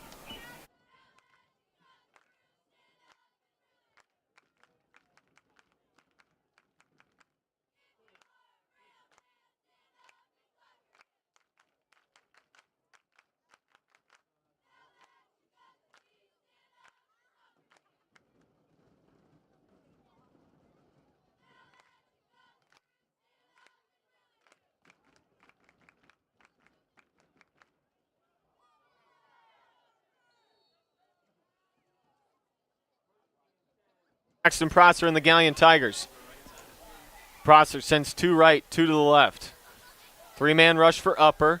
Looking deep over the middle. Crossing. He laid out for it, but too far in front of his intended receiver. That's 18, Kurt Hay.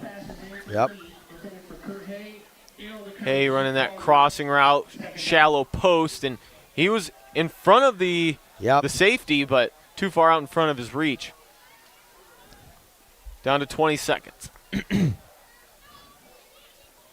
Prosser again wants to throw. Gets rid of it, but couldn't get a handle. Yeah. Incomplete.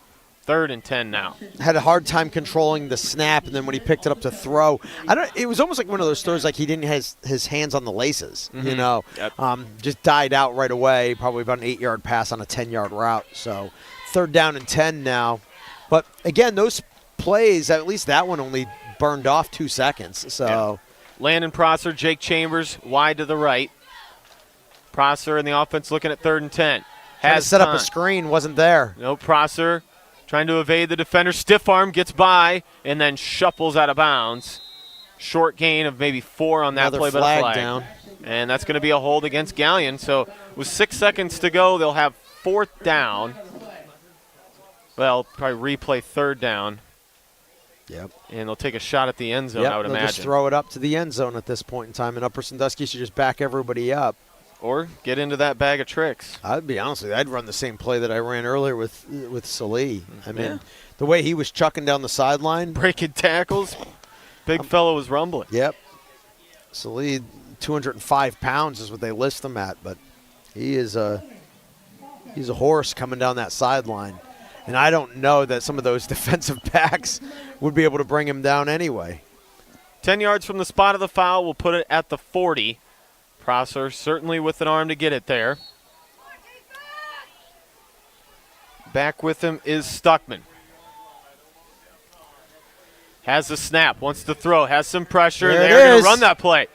Salih breaks 1. Salih on his feet, still on his feet and driving on the sideline, then takes a shot into the upper bench. And that's going to be the final play of the first half. Officials coming in to break it up. Salih took that shot, and he wasn't happy when he got up. But that will close out this first half here in Upper Sandusky, and it's been all Galion. They lead the Rams 28-0. Stay tuned. The Ken Standing Seam Mizik Miller halftime show is on the way. We'll be right back on WQEL and the OH Report.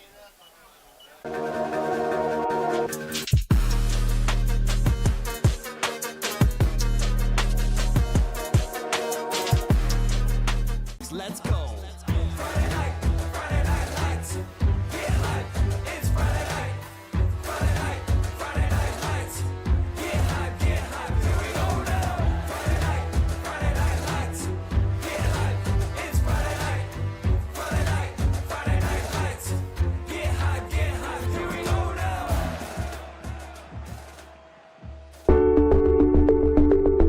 At Avita Home Health and Hospice, our caring professionals are ready to serve you with personally tailored services designed to meet the unique needs of each individual. When we take on a patient at Avita Home Health and Hospice, they really do feel like family. So when we take care of our family, we want to take care of the whole person. So we take care of them from our nurses, our aides, our physical, occupational, and speech therapists, but we also have people that tend to their hearts. So we have social workers, we have chaplains, and people that can help with the emotional side of their care. At Avita Home Health and Hospice, we have a dedicated team that takes care of you. Caring for the whole person is our promise to you. From social and emotional well-being to the way the patient relates to their loved ones, we treat your family like our family. Serving patients and their families wherever they call home, including assisted living facilities and nursing homes. Call 1-800-4NURSES to see if Avita can help administer your plan of custom care.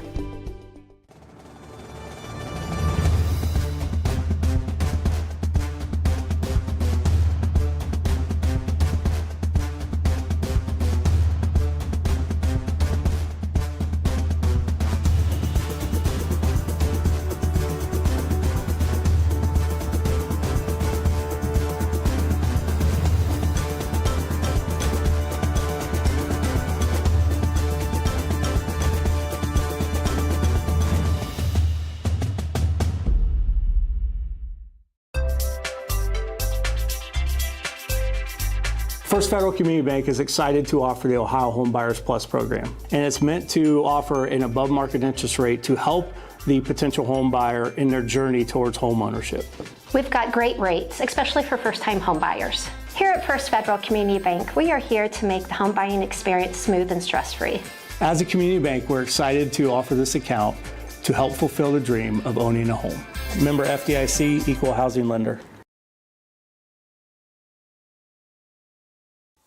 Take a look at all the action from Friday Night Football right here in North Central Ohio with great analysis, highlights, coach interviews, and so much more every single Friday night right here on the OH Report.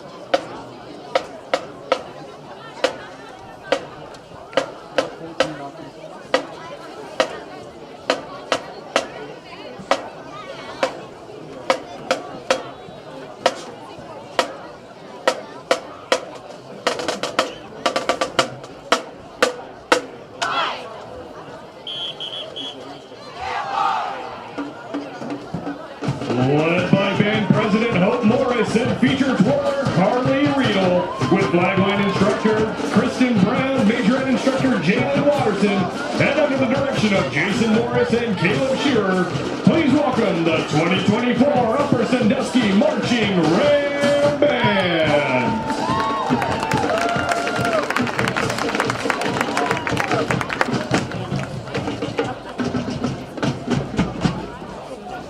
It's finally cooled down a little and feels more like marching band weather.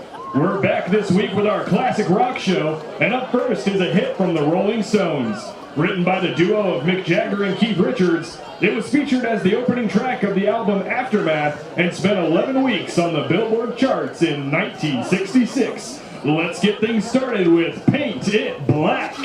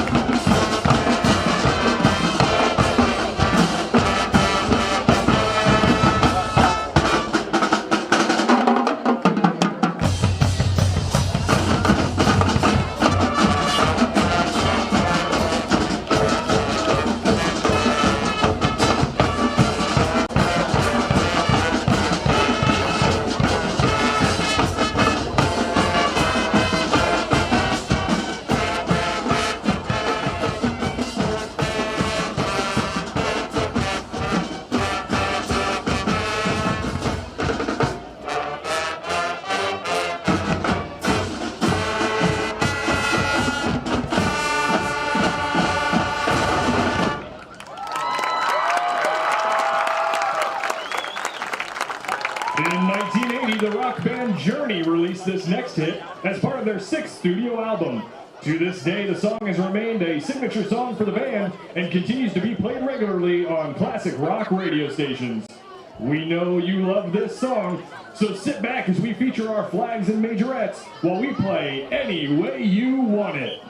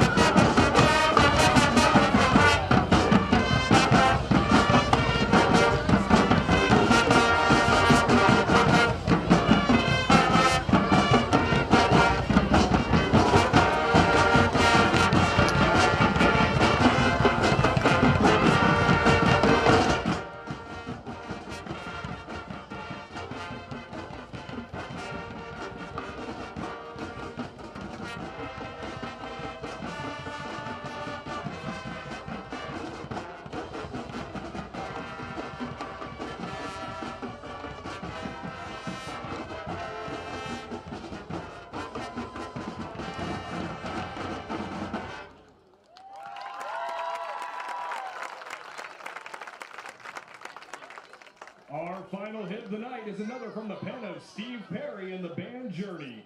When first released, the song and the album it was on both received poor critical reviews, being criticized as inauthentic.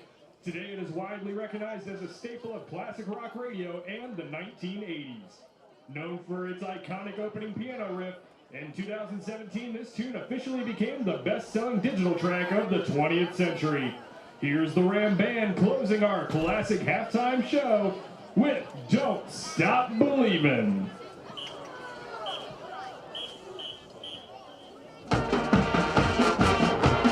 Sandusky High School. We are at the half here, this Week 3 matchup between the Galion Tigers and the Upper Sandusky Rams. You're listening to the Mizik Miller Halftime Show, brought to you by our friends Roger Miller, Matt Orians at Mizik Miller. Josh Miller, Jeff Roberts with you tonight inside the Halftime Show. And Jeff, so far it's been just all Galion pretty much from the start. Yeah. They've been able to take it down the field. They scored 4 touchdowns so far. They lead it 28-0. Scored one on their opening drive. They had the interception in the red zone, 3-yard touchdown run, and another without that interception. End zone, this could very well be out of hand. It would be in trouble. I mean, this even just that last drive. I mean, there was an opportunity there, but they started things off with the Chambers touchdown in the corner. Then it was the Stuckman run, just kind of straight up the middle, goes just a couple of yards. And then, the next touchdown was really kind of where you see the Upper Sandusky team fall apart. Prosser was in tons of trouble. He throws it down the field, and it ends up being, I think it was Schmidt who ends up catching it. I think him and Kurt Hay were the one who was just kind of, they ran into each other, both fighting for the ball. A bad tackle from Upper Sandusky, and he just jogged in the end zone because no other defender was worrying about it. And then he gets Prosser to Longwell in the corner. Those 4 touchdowns, just super impressive. And again, I mean, if it wasn't for the penalties that I think have kind of, even just at the last drive, their last opportunity, just little mistakes like that is the only reason that this isn't a running clock at this point in time. But the Galion Tigers have really put on Upper Sandusky, and the Rams are still trying to kind of figure it out. Braxton Prosser in that first half, extremely efficient, throwing the football as well as just running the offense. His ability to extend plays, make throws on the run has really, before the season, we knew that this offense was going to roll around him. Yeah. But what he does with the football and without the football is very impressive. Well, it's nice to see the way he rolls out in the backfield, even when pressure's coming out. He just extends plays with his legs. And in a game like this, where Upper Sandusky is basically rushing 4 guys, they're moving everybody else back. It's just hard for these linemen to be able to chase down a guy like Prosser. And what he's doing is his ability to run around. The receivers are running pretty deep routes, so all the defensive backs and linebackers are dropping back pretty far. So then he can kind of scan the field and be like, all right, do I have a receiver that's open because these linemen can't catch me? I either do and I throw it to him, or I don't and I just take off running and I got a ton of space that way. So it's just spreading the team way out. The defense, everybody on the defense is 50 yards across the field, and Prosser's just kind of staring around and just kind of analyzing it and figuring out what the best situation is. This Galion defense, we talked about them in the pregame. Are they the best in the MOAC? Well, they're keeping the trend alive here tonight. They got another takeaway. They've allowed this upper offense to basically, they've stalemated them all night long, forcing punt, turnover, fumble, and multiple 3-and-outs. They've got 4 3-and-outs so far, and I believe Upper with less than 5 first downs. Oh, look, let's just put it this way. Ethan Lewis had 15 yards on his first carry, then 1 play later got 29 yards. So he's at 44 yards in 2 plays. They ended with 73 yards of offense on, so once they realized, this Lewis kid's pretty good, we better play a little bit more there. The only other play that they had that was successful is Caleb Francis got a 42-yard pass at one point in time. So they've got 3 plays that have made up basically all of their offense at this point. I mean, Lewis at this point in time, he's at 8 carries now. He's still at 44 yards. So his last 6 carries have netted him 0. And you know what? Heilman throwing the football has 43 yards passing. At this point in time, he's sitting at, my apologies on that, 47 yards passing, as I did a little miscalculation. But 42 of them came on 1 play. So if it wasn't for a couple of big plays, they'd have nothing right now, and that's exactly what they have on the scoreboard. Galion Tigers getting it done on both sides of the football. They lead it 28-0 here at the break. Of course, it is week number 3 of high school football, and that means another edition of the Friday Night Fumble with Davey Jones. Go ahead and call up Davey immediately following our broadcast here tonight. Give him a call, 419-562-2222, toll-free out-of-town, 1-888-843-0024. Also, halftime stats courtesy of Ken and Matt Studer at Ken's Standing Seam. Jeff, I know is pretty one-sided, but Let's give it to them. Yeah, absolutely. We'll start it off. Galion Tigers at this point in time, 58 yards on the ground, being led down. They're actually pretty balanced. Prosser's got 15 yards, Stuckman 12, Sam Evans has got 11, even Kaden Coleman's got 13 yards. So a bunch of different bodies touching it. Stuckman's got the 1 touchdown. And then Prosser throwing the football, though. That's where the damage is being done. 15 of 22, 175 yards passing. He's got 3 touchdowns. Does have the 1 interception in there. Landon Prosser been the primary guy who's catching the passes. He's got 8 catches for 93 yards, but it's actually Chambers has got a touchdown, Aiden Schmidt's got a touchdown, Trey Longwell's got a touchdown. All of the guys, Carver's got 2 catches, Chambers has got 2. So he's moving it around to a lot of different guys. Prosser, 8 catches. Everybody else got 2 or 1, but Prosser doesn't have a touchdown on those 8 catches, and some of these guys who only have 1 catch have got a touchdown. So Prosser's doing a heck of a job getting it to the different guys who are open. They've got 233 yards of offense. The only thing working against Galion, as I said, is the penalties. They got 11 in the first half for 75 yards, so that's hurting them. Take away the penalties and that 1 interception, and this could be ugly. It would be very ugly.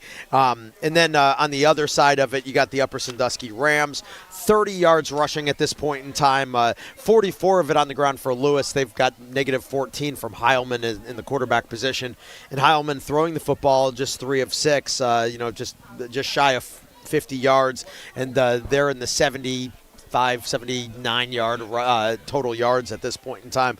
But they're also being hurt by penalties. They've got 5 penalties, negative 50 yards. So if you kind of tally that stuff up, they're looking at 20 yards of kind of net offense at this point. That is not going to get the job done, especially against a solid MOAC Galion Tiger team.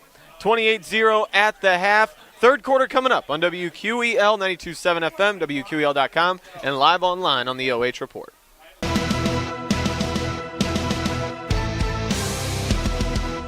Let's go. Friday night lights. Get hype. It's Friday night. Friday night lights. Get hype. Here we go now. Friday night lights. Get hype. It's Friday night lights. Get hype. Here we go now.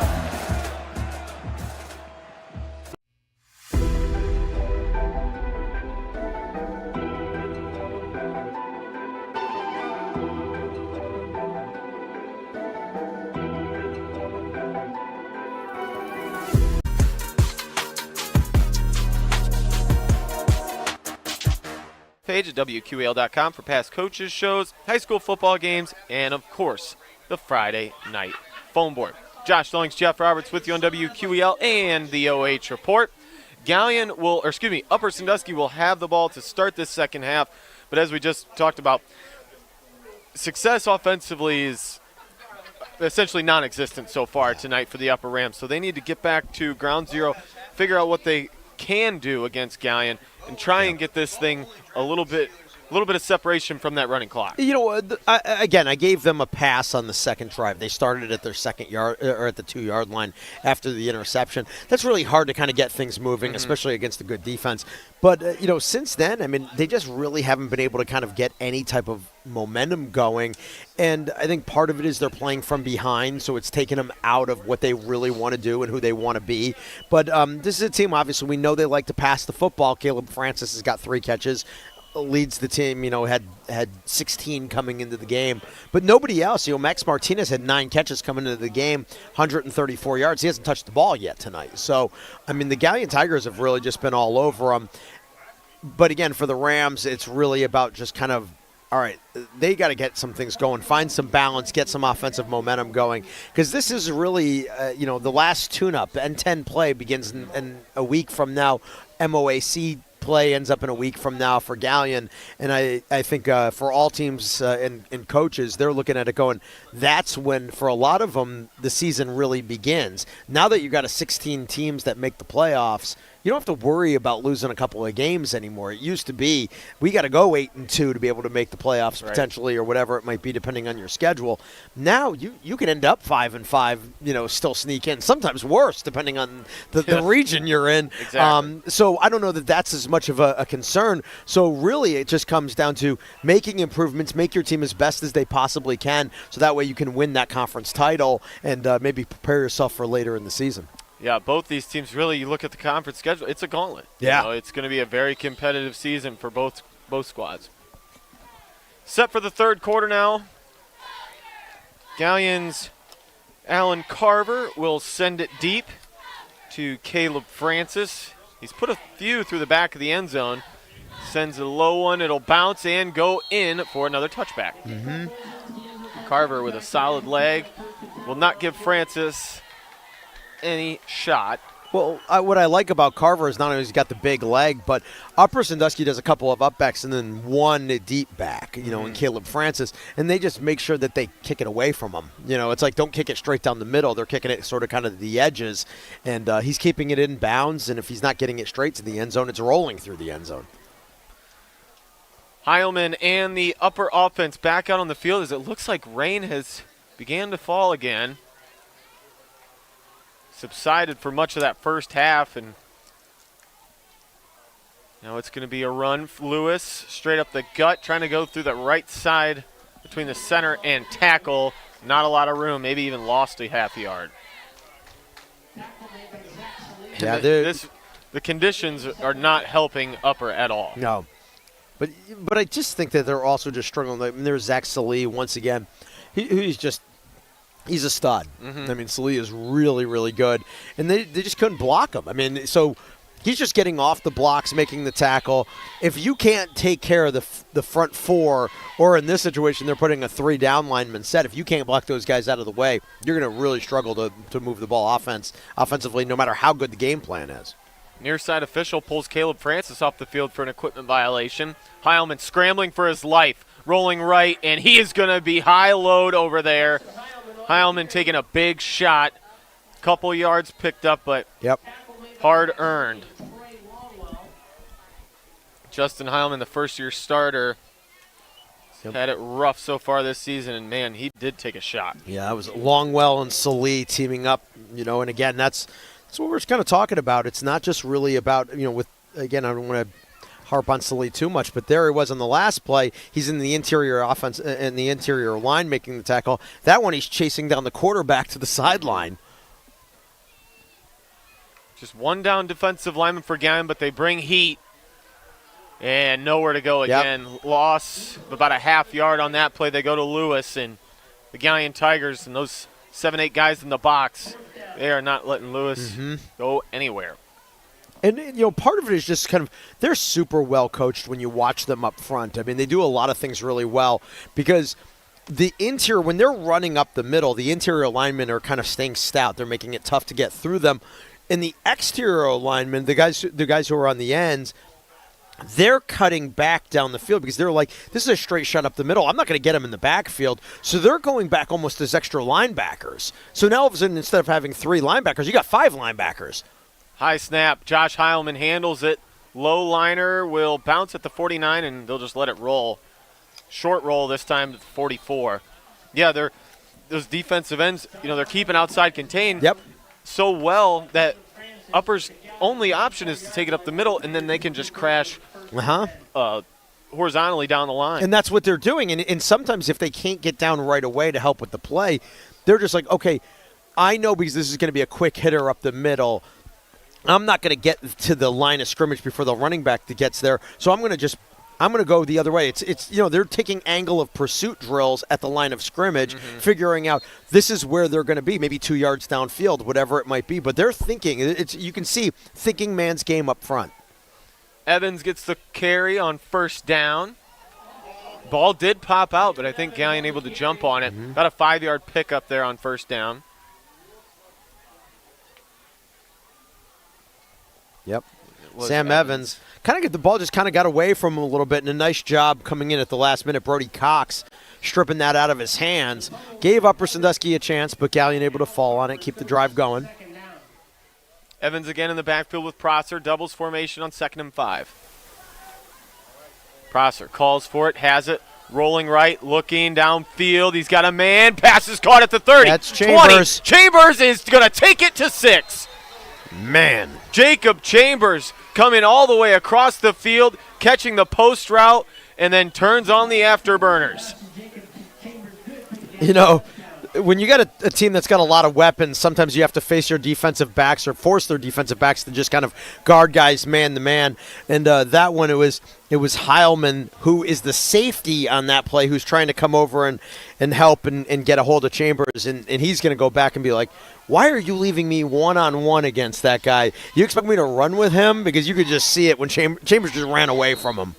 No chance catching him in the open field. Extra point attempt is up, and it is good. Carver makes it 35-0, and with that, we will have a running clock unless Upper Sandusky can get in the end zone. Rams will have the ball when we come back. Stay tuned, WQEL and the OH Report.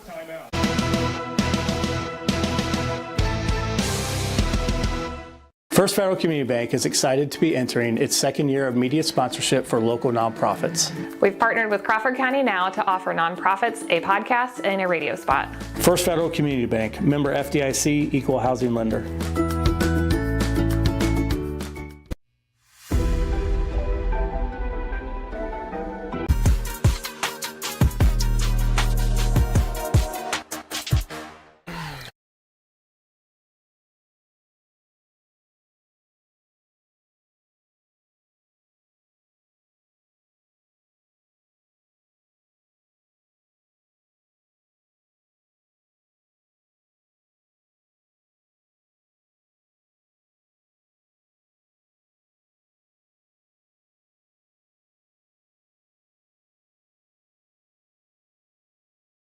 WQEL and the OH Report. Galion 35, Upper 0. Francis will get a chance at this one from his 1-yard line. Francis starts up the middle, cutting near side. He's off 2 defenders. Francis at the 20, gets tripped up there at the 23-yard line. And the special teams play by Galion tonight has also been phenomenal. Yeah. Not only Carver kicking, but the coverage on punts and kickoffs.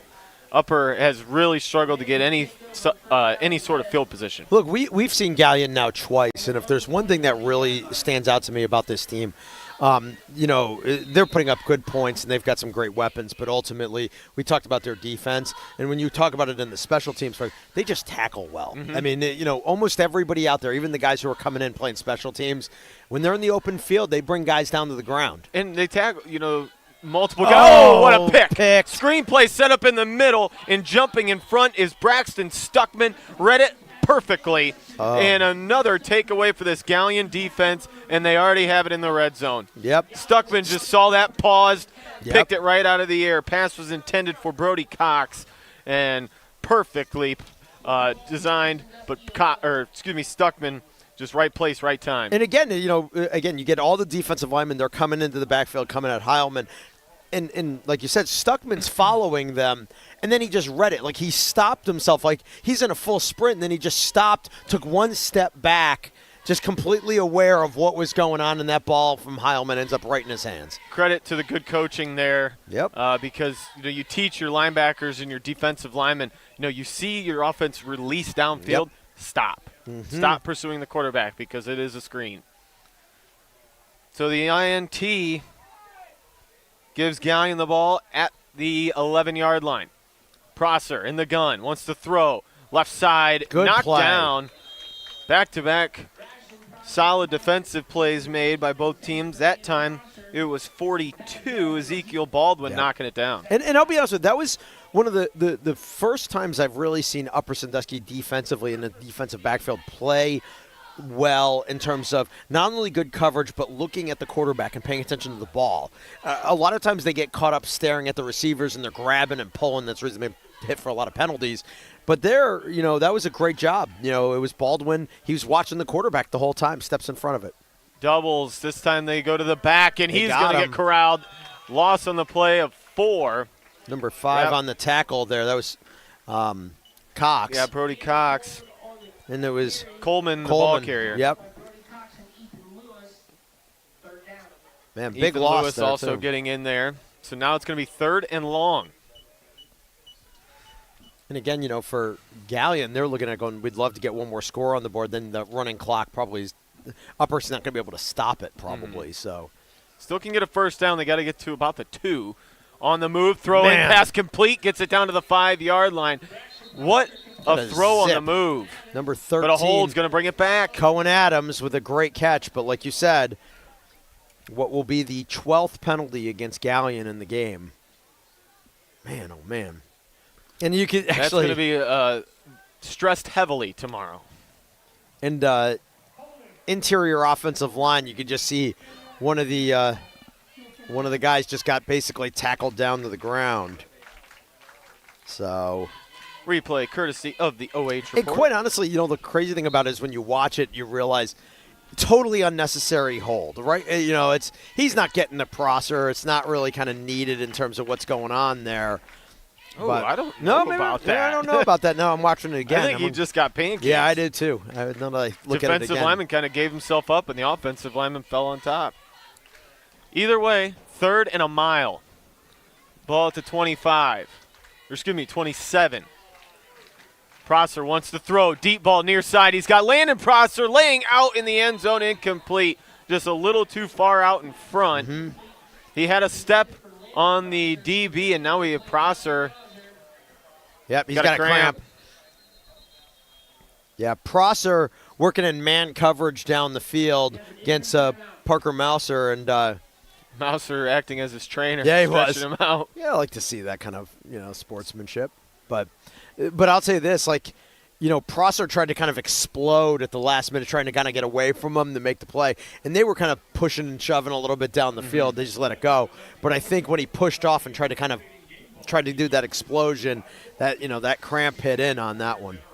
With the running clock already down to 4:41 in the 3rd. Yeah, injury is one of the only things that actually stops the clock anymore. Prosser, though, is up and making his way out the field under his own power. Certainly a good sign. Just a cramp down there. Has been pretty warm the last couple of days. But of course, the much-needed rain we got today has cooled things off. Absolutely. And again, that was just one of those, I think sometimes happens based on, especially like when you talk about receivers, is sometimes that explosion, that type of move like that. For some guys, the muscles just kind of cramp up on them. It just a lot of times it is a little bit more about genetics than people want to talk about. Trips left, lone receiver to the right side, Prosser in the gun. They're going for it on 4th down in Ram territory. Look to throw. Fading back, throws it up, pass is complete. Chambers lost the football, though. It's a completed pass and then fumbled out of bounds at the 15-yard line. So on 4th down, they don't get the first, so it will be a turnover back to the Rams, but it buries the Rams deep into their own territory. Alan Carver got the handoff on the end around, throws it downfield. They're trying to kind of get Upper Sandusky fooled, but they weren't. They got the completion because Chambers is so stinking good that, they couldn't get him totally locked down, but ends up being a 12-yard pickup from Carver to Chambers. But nice job by Upper Sandusky to prevent them from getting anything more, and the Rams will get the ball back here. Just the second possession for Galion that they did not result in points. And quite honestly, probably, once again, that's the penalties and the errors that are causing that to happen. Upper's offense on the field. Heilman pressured immediately. He's just going to have to get rid of it. Throws it into his own sideline, and he's a little slow to get up. Yeah, he's going to saw pressure immediately from Coleman. A year ago, one of the things that we noticed that when the season was over, we saw it during the season, but when it was over, you looked at it and you're like, man, the Galion Tigers had a ton of sacks last year. It was amazing. I mean, you just look at it and be like, was a monster. Yeah, I mean, Lincoln Terrell had 17 sacks on the season. It was amazing. Those guys graduate, and you're watching this a totally new group of guys, and they're in the backfield on every play. And they're not rushing 5 and 6. No. It's only a 3-man rush most of the time. Flag comes in on incomplete pass by Heilman. But nowhere close to the intended receiver. These guys just know how to rush the quarterback. You know what I mean? They'll blitz once in a while, but they take the proper angles. They make linemen have to sort of kind of reach and grab for them if they're going to stop them. That's why they draw penalties. They're just in the backfield all the time. And these linemen are strong, but they're not huge. They're not like 285 pounders. They're just guys who can run, so the quarterbacks can't run away from them. Mm-hmm. Late flag comes in there, and you're right. Their schemes defensively have really baffled Upper Sandusky's front five so far. Yep. So we got 2 penalties on Galion on that play, a defensive holding, and then an unsportsmanlike penalty, unsportsmanlike conduct. So, and the official that threw the unsportsmanlike flag was nowhere near a Galion player, so he must have overheard something. He did not like it, so it's an automatic first down for the Rams. We're already down to 1:50 in this third quarter.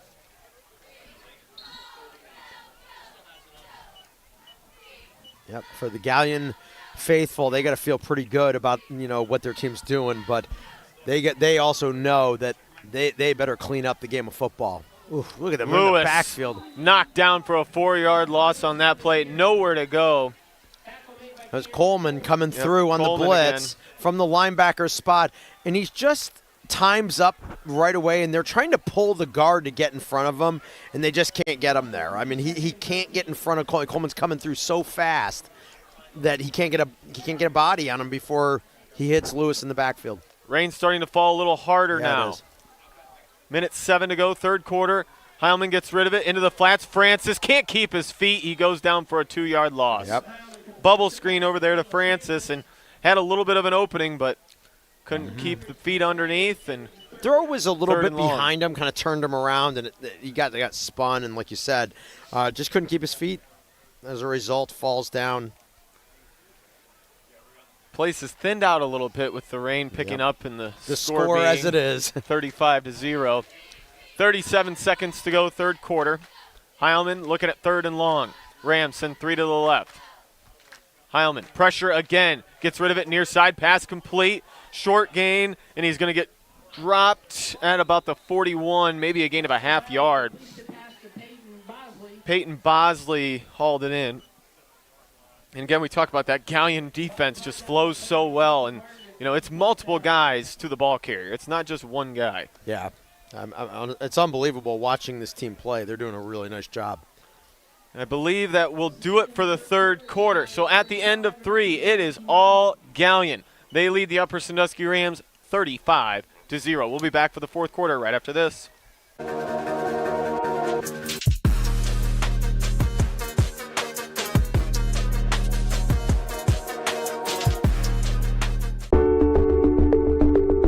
At Avita Home Health and Hospice, our caring professionals are ready to serve you with personally tailored services designed to meet the unique needs of each individual. When we take on a patient at Avita Home Health and Hospice, they really do feel like family. So when we take care of our family, we want to take care of the whole person. So we take care of them from our nurses, our aides, our physical, occupational, and speech therapists, but we also have people that tend to their hearts. So we have social workers, we have chaplains, and people that can help with the emotional side of their care. At Avita Home Health and Hospice, we have a dedicated team that takes care of you. Caring for the whole person is our promise to you. From social and emotional well-being to the way the patient relates to their loved ones, we treat your family like our family. Serving patients and their families wherever they call home, including assisted living facilities and nursing homes. Call 1-800-4NURSES to see if Avita can help administer your plan of custom care.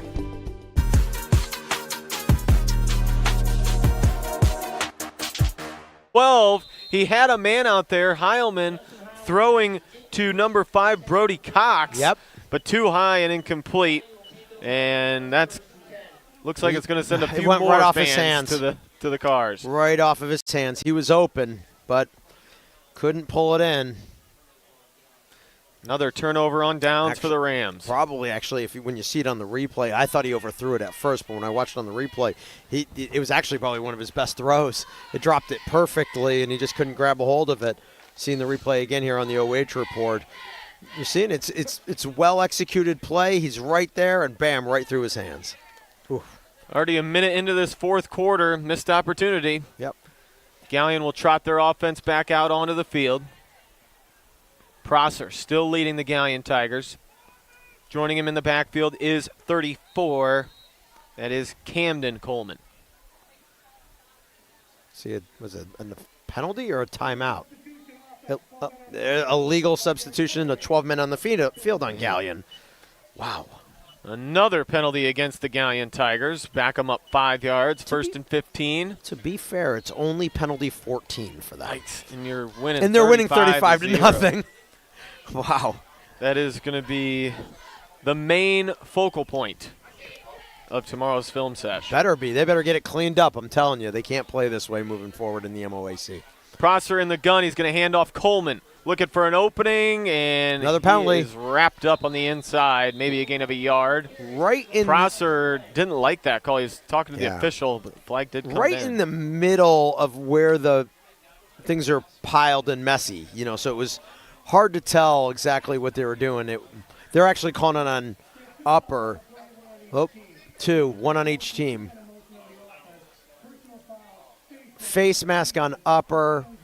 And an illegal substitution or something of that nature, illegal procedure on Galion. 2 guys in motion. 2 guys in motion, that's what it was. And like you said, so it's replay first down. Play doesn't matter, so we'll redo it. But.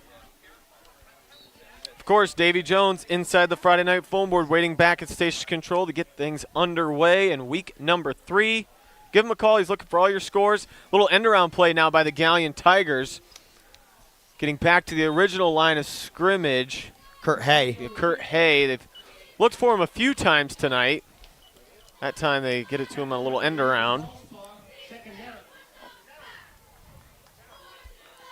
And we're already at 9 minutes to go in the ball game.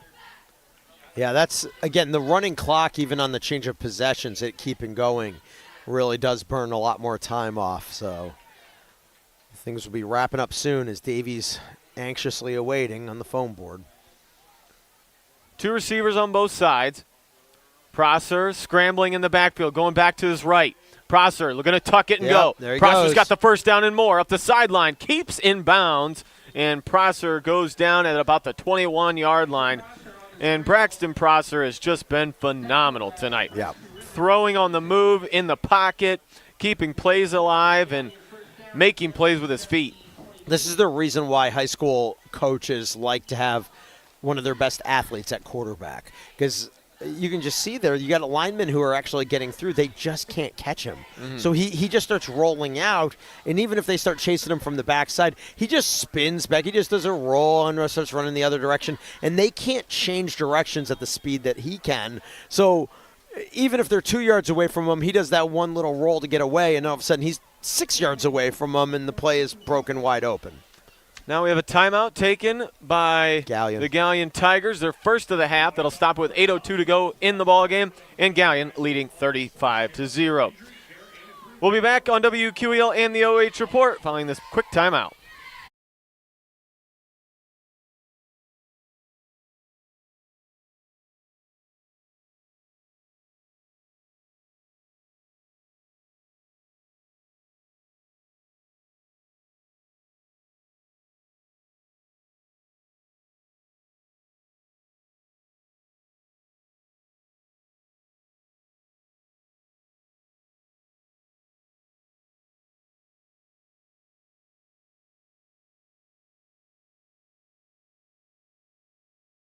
Back with you here in week number 3. New quarterback into the ballgame for the Galion Tigers. That is 32, Kane Hay. New running back, too, right there. Hay hands it off. Didn't get a great look at it. I think it was 41. Nope, that's not it. Yep, it is 41, but Galion doesn't have one of those. How rude. Yeah. So we'll see what we can figure out on the ball carrier there. Nice little run. Yeah, we got a 40 and a 45. But a good pickup. 8-yard gain on first down brings up 2nd and 2.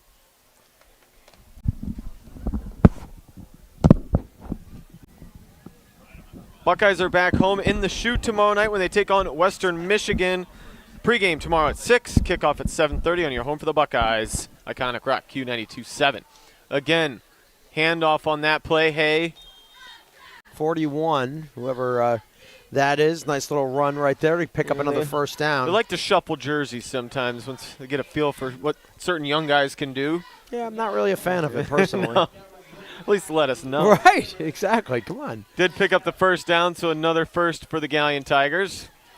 They have it in the red zone once again.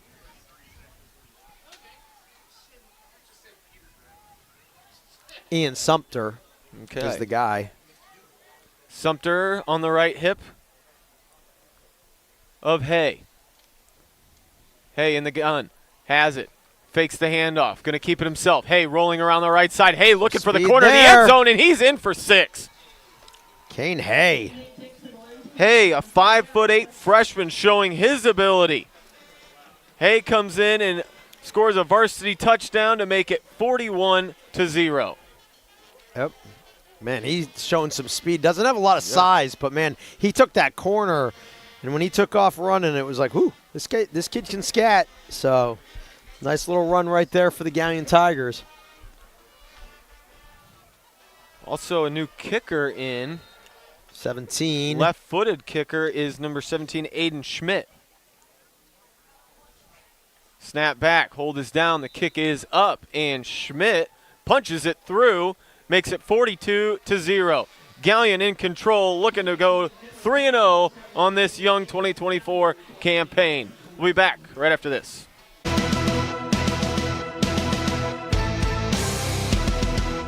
Let's go. Friday night lights. Get hype. It's Friday night. Friday night lights. Get hype. Here we go now. Friday night lights. Get hype. It's Friday night lights. Get hype. Here we go now.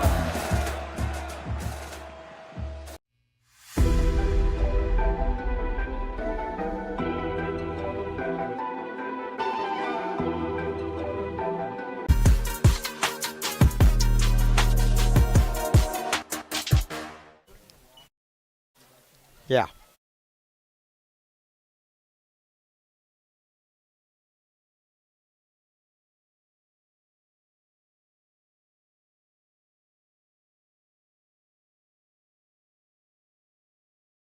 WQEL. Galion and Upper locking up on the gridiron tonight, but it's been all Galion leading at 42-0. Carver going to send another one downfield. Francis comes up to grab it. No, it bounces through his legs. He's got to get on it. Slides back at the 10 and just in time there's a penalty, able to jump on top of the ball, but flags Gallion's come in gonna as get that Galion one. coverage team. Jumped on top of him. Extracurricular. Yep. Didn't need to do it. We'll call it Francis just couldn't get up there in penalty time. 15 on Galion. Oh, man. In a game where it's 42-0 and they've done so many things well, I'm just trying to find something to criticize. You can be like, you know what, Galion didn't knock do him down a little bit. Yeah, exactly. I don't want him to get a big head here. Yeah. Going to 3-0, we got to keep him in check. I want those fans in Galion who are listening right now to be like, you know what, we got things to work on. Yeah, always do. It's a darn good football team, I'm telling you. Upper with the football, handoff. Did the ball came out? Yeah, there's new people out there. Keegan Dunn Yep. running the offense. Sophomore, 6 foot, 175 pounds. Probably the future of this Ram offense as Justin Heilman will be graduating. I think it was Curtis Payman who took that one there. 3:50 to go. Payman, 6 foot, 180 pound sophomore, playing the running back position now.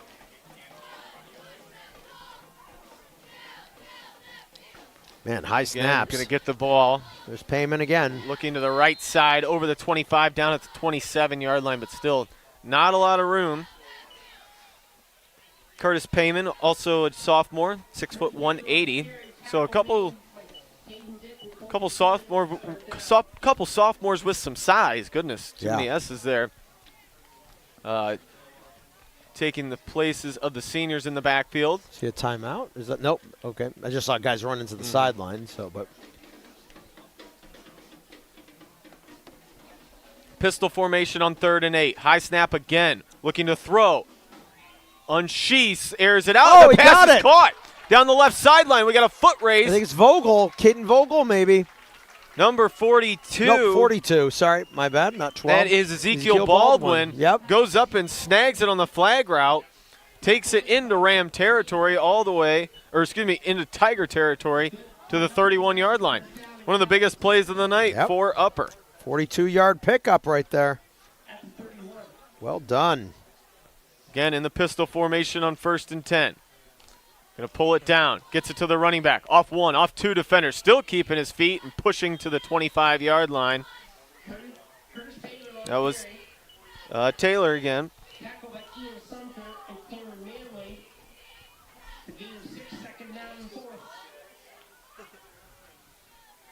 And again, the rain starts.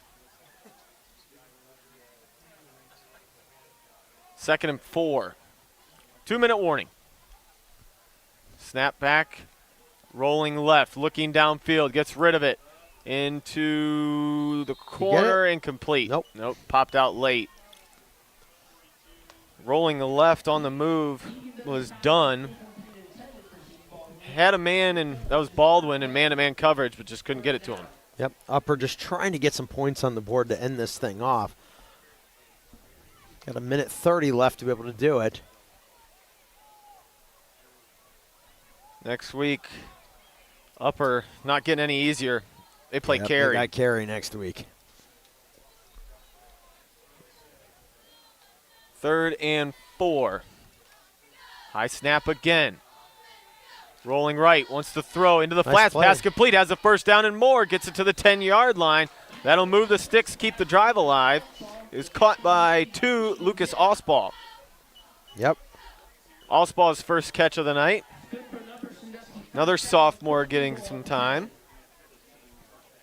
Yep, this second team group doing a pretty nice job for Upper Sandusky. Payment in the backfield, but Dunn keeping it, throwing into the end zone. Flag comes in. Ball's out, and they it's still intercepted it. Gallion's going to try and bring it out of the end zone. They get it to the 5. Will they get a late hit on? Nope. Personal foul on the Galion. passer. There it is. Let's see what they did as we're seeing it on the replay here. Yep, the linebacker or somebody coming in after the ball was already out, probably took 2 more steps and put a shoulder into the quarterback, so negates the interception. And it will stop the clock because Upper will take a timeout with 34 seconds. Go ahead and keep it here. Just 34 seconds left on the clock. Be sure and stay tuned for the Mizik Miller postgame show, brought to you by Matt Oriens and Roger Miller at Mizik Miller, and stats courtesy of Ken and Matt Studer at Ken's Standing Seam. Yeah, on the docket, they got to go to Cary next week, and Cary doesn't play till tomorrow. They got a big game against Lima Central Catholic. They beat LCC last year. This is a young Cary team, still very physical. Had a tough loss last week against Galion into the end zone, and that was intercepted. Pick. He's going to bring it out, try and take it back. 10-yard line, then here he goes down. Smart play. You don't want to rub it in too much. That was Kane Hay. Hay with a defensive play there. The interception will give it back to Upper Sandusky, and that's going to be the final play of the ballgame as the clock will continue to roll even on change of possession, and it hits 000. Here from Upper Sandusky, the Galion Tigers come on the road and move to 3-0 with a 42-0 win over the Upper Sandusky Rams. Stay tuned. Post-game show coming your way on WQEL in the OH Report. All right.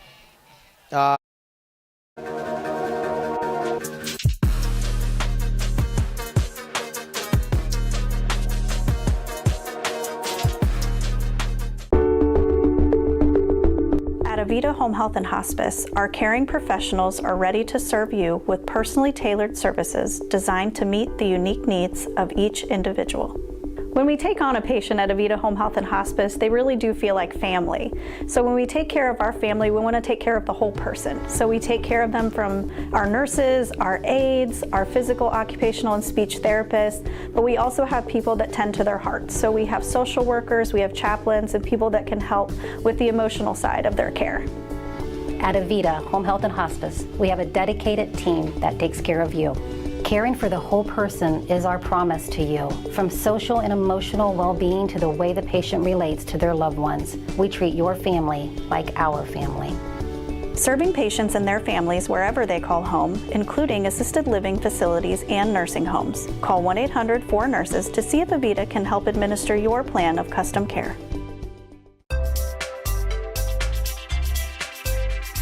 First Federal Community Bank is excited to offer the Ohio Home Buyers Plus program, and it's meant to offer an above-market interest rate to help the potential home buyer in their journey towards home ownership.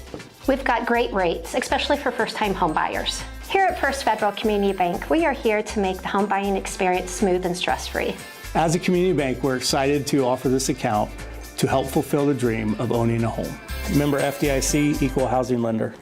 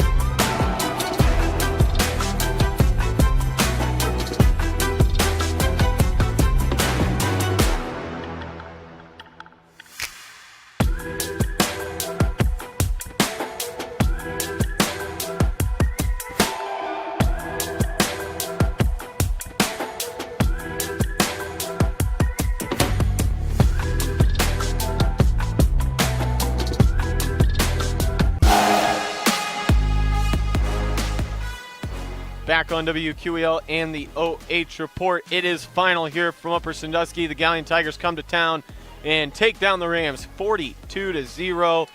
We want to thank our friends at the OH Report for joining us here tonight. If you're watching, streaming live online, stay tuned with them. They'll have your MVP and post-game interview.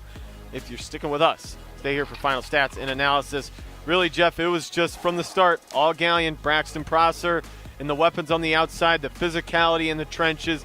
You know, they came out with one thing on their mind. That was get to 3-0, and they not only did that, they pitched a shutout. We kind of knew that coming into the game that the Galion Tigers, on paper, are sort of were going to be a tough matchup for Upper Sandusky after what we saw a week ago from them in the last 2 weeks, really, against Winford and then against Cary. We knew this Galion Tiger team was good, and we especially knew they were good on defense. But, I mean, they overcame 16 penalties tonight. That's crazy. And still beat them by 7 touchdowns. So, I mean, this is a pretty darn good Galion football team. And it's going to be interesting to see how things go as they get into the MOAC. A very, very tough conference with a lot of really good competition. And for Upper Sandusky, the little battle tested here. Yeah, this was a tough loss. But they played a tough out-of-conference schedule. Northmore week 1, not an easy game. This one against Galion, not an easy game. So they got a couple of losses going into N10 play, but ultimately not a lot to be ashamed of. No, and Galion, they're going to open with Clear Fork next week. So yeah, that's certainly going to be a physical game. And they got to go to Clear Fork, so that's always a tough place to play. Stats brought to you by Ken and Matt Studer at Ken's Standing Seam. We certainly thank Ken and Matt for joining us for another season on the Burkhart Farm Center Game of the Week. And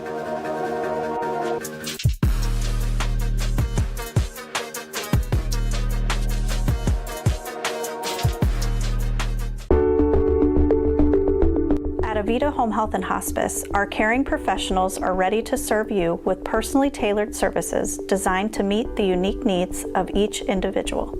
When we take on a patient at Avita Home Health and Hospice, they really do feel like family. So when we take care of our family, we want to take care of the whole person. So we take care of them from our nurses, our aides, our physical, occupational, and speech therapists, but we also have people that tend to their hearts. So we have social workers, we have chaplains, and people that can help with the emotional side of their care. At Avita Home Health and Hospice, we have a dedicated team that takes care of you. Caring for the whole person is our promise to you. From social and emotional well-being to the way the patient relates to their loved ones, we treat your family like our family. serving patients and their families wherever they call home, including assisted living facilities and nursing homes. Call 1-800-4NURSES to see if Avita can help administer your plan of custom care.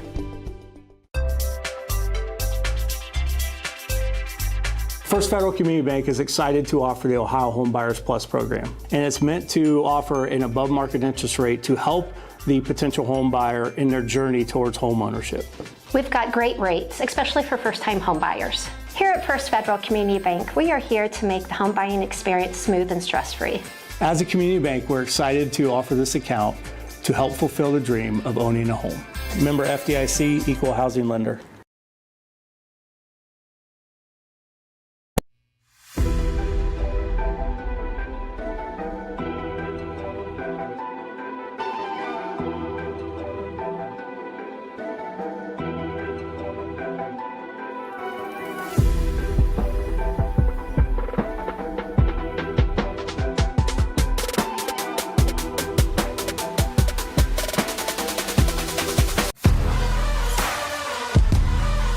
Josh Banks here, Upper Sandusky High School with our Old 30 barbecue MVP, senior quarterback Braxton Prosser. 16 of 23, 228 yards, 4 touchdowns, a diving interception in the first half that they came up with. What was it like for you guys to come in here tonight? You start the season 3-0, getting ready to go into a very competitive MOAC conference schedule. What was it like to come in here and get business taken care of tonight? It felt great. It was a great start for heading into the MOAC. That MOAC is a different breed, I'm telling you right now. All them teams, all of them are great teams. All of them put in the work just like we do, so we got to be prepared. Can't doubt any of the teams that we go play. You come in, you take care of 3 and 10 teams over 3 weeks. Your guys' old conference, a conference that Galion never really dominated when they were in it.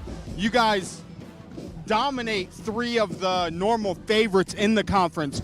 What was it like for you guys for these first 3 weeks to mentally prepare and come into a season where you lost Gabe Ivey at your running back spot? You've had numerous guys step up at lots of positions to make you guys the team that you are. Yes, sir. We had a whole bunch of depth at our running back position, which made it great. Gabe Ivey last year, he was a really good running back. Me and him had good chemistry in the backfield, but now I got Braxton Stuckman, Cameron Coleman, and Sam Evans. Shout out to those guys. They stepped up and balled for us. All right, and I'm going to ask you about one play in particular. I think it was the third quarter. You roll out, you're rolling left, you chuck one 40 yards in the air downfield to really nobody at that point. I want to say your backup quarterback, Aiden Schmidt, catches it, runs it in for a touchdown. What was that? I mean, it's something we've seen you do a lot tonight was throwing the run. Is that something you work a lot on? Absolutely, because last year I would run out of bounds and not use my athleticism, and that's a big part of my game is my athleticism. I felt like Patty Mahomes out there on that play. I'm not going to lie. It felt great.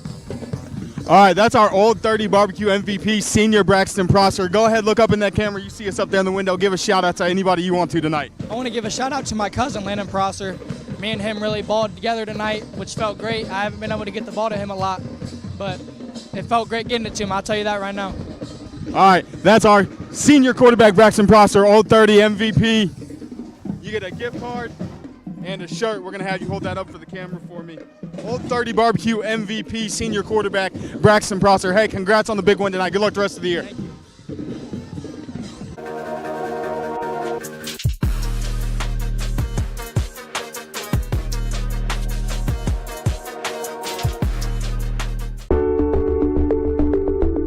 At Avita Home Health and Hospice, our caring professionals are ready to serve you with personally tailored services designed to meet the unique needs of each individual. When we take on a patient at Avita Home Health and Hospice, they really do feel like family. So when we take care of our family, we want to take care of the whole person. So we take care of them from our nurses, our aides, our physical, occupational, and speech therapists, but we also have people that tend to their hearts. So we have social workers, we have chaplains, and people that can help with the emotional side of their care. At Avita Home Health and Hospice, we have a dedicated team that takes care of you. Caring for the whole person is our promise to you. From social and emotional well-being to the way the patient relates to their loved ones, we treat your family like our family. Serving patients and their families wherever they call home, including assisted living facilities and nursing homes. Call 1-800-4NURSES to see if Avita can help administer your plan of custom care.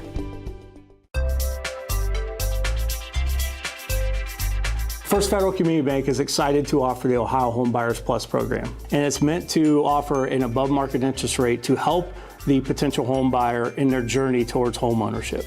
We've got great rates, especially for first-time home buyers. Here at First Federal Community Bank, we are here to make the home buying experience smooth and stress-free. As a community bank, we're excited to offer this account to help fulfill the dream of owning a home. Member FDIC, equal housing lender.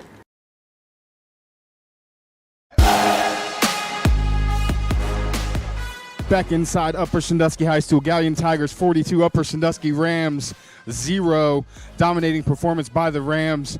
We want to give a quick thank you to all of our sponsors tonight. Wilson Tire Company, First Federal Community Bank, Old 30 Barbecue, Burkhart Family Farm Center, Home and Kitchen Supply, WBCO, WQEL 92.7. The guys did a great job tonight. And of course, Avita Home Health and Hospice. Thank you guys for allowing us to do what we do live and free. For WBCO, WQEL, and the OH Report, I'm Josh Banks. Stay safe, everybody.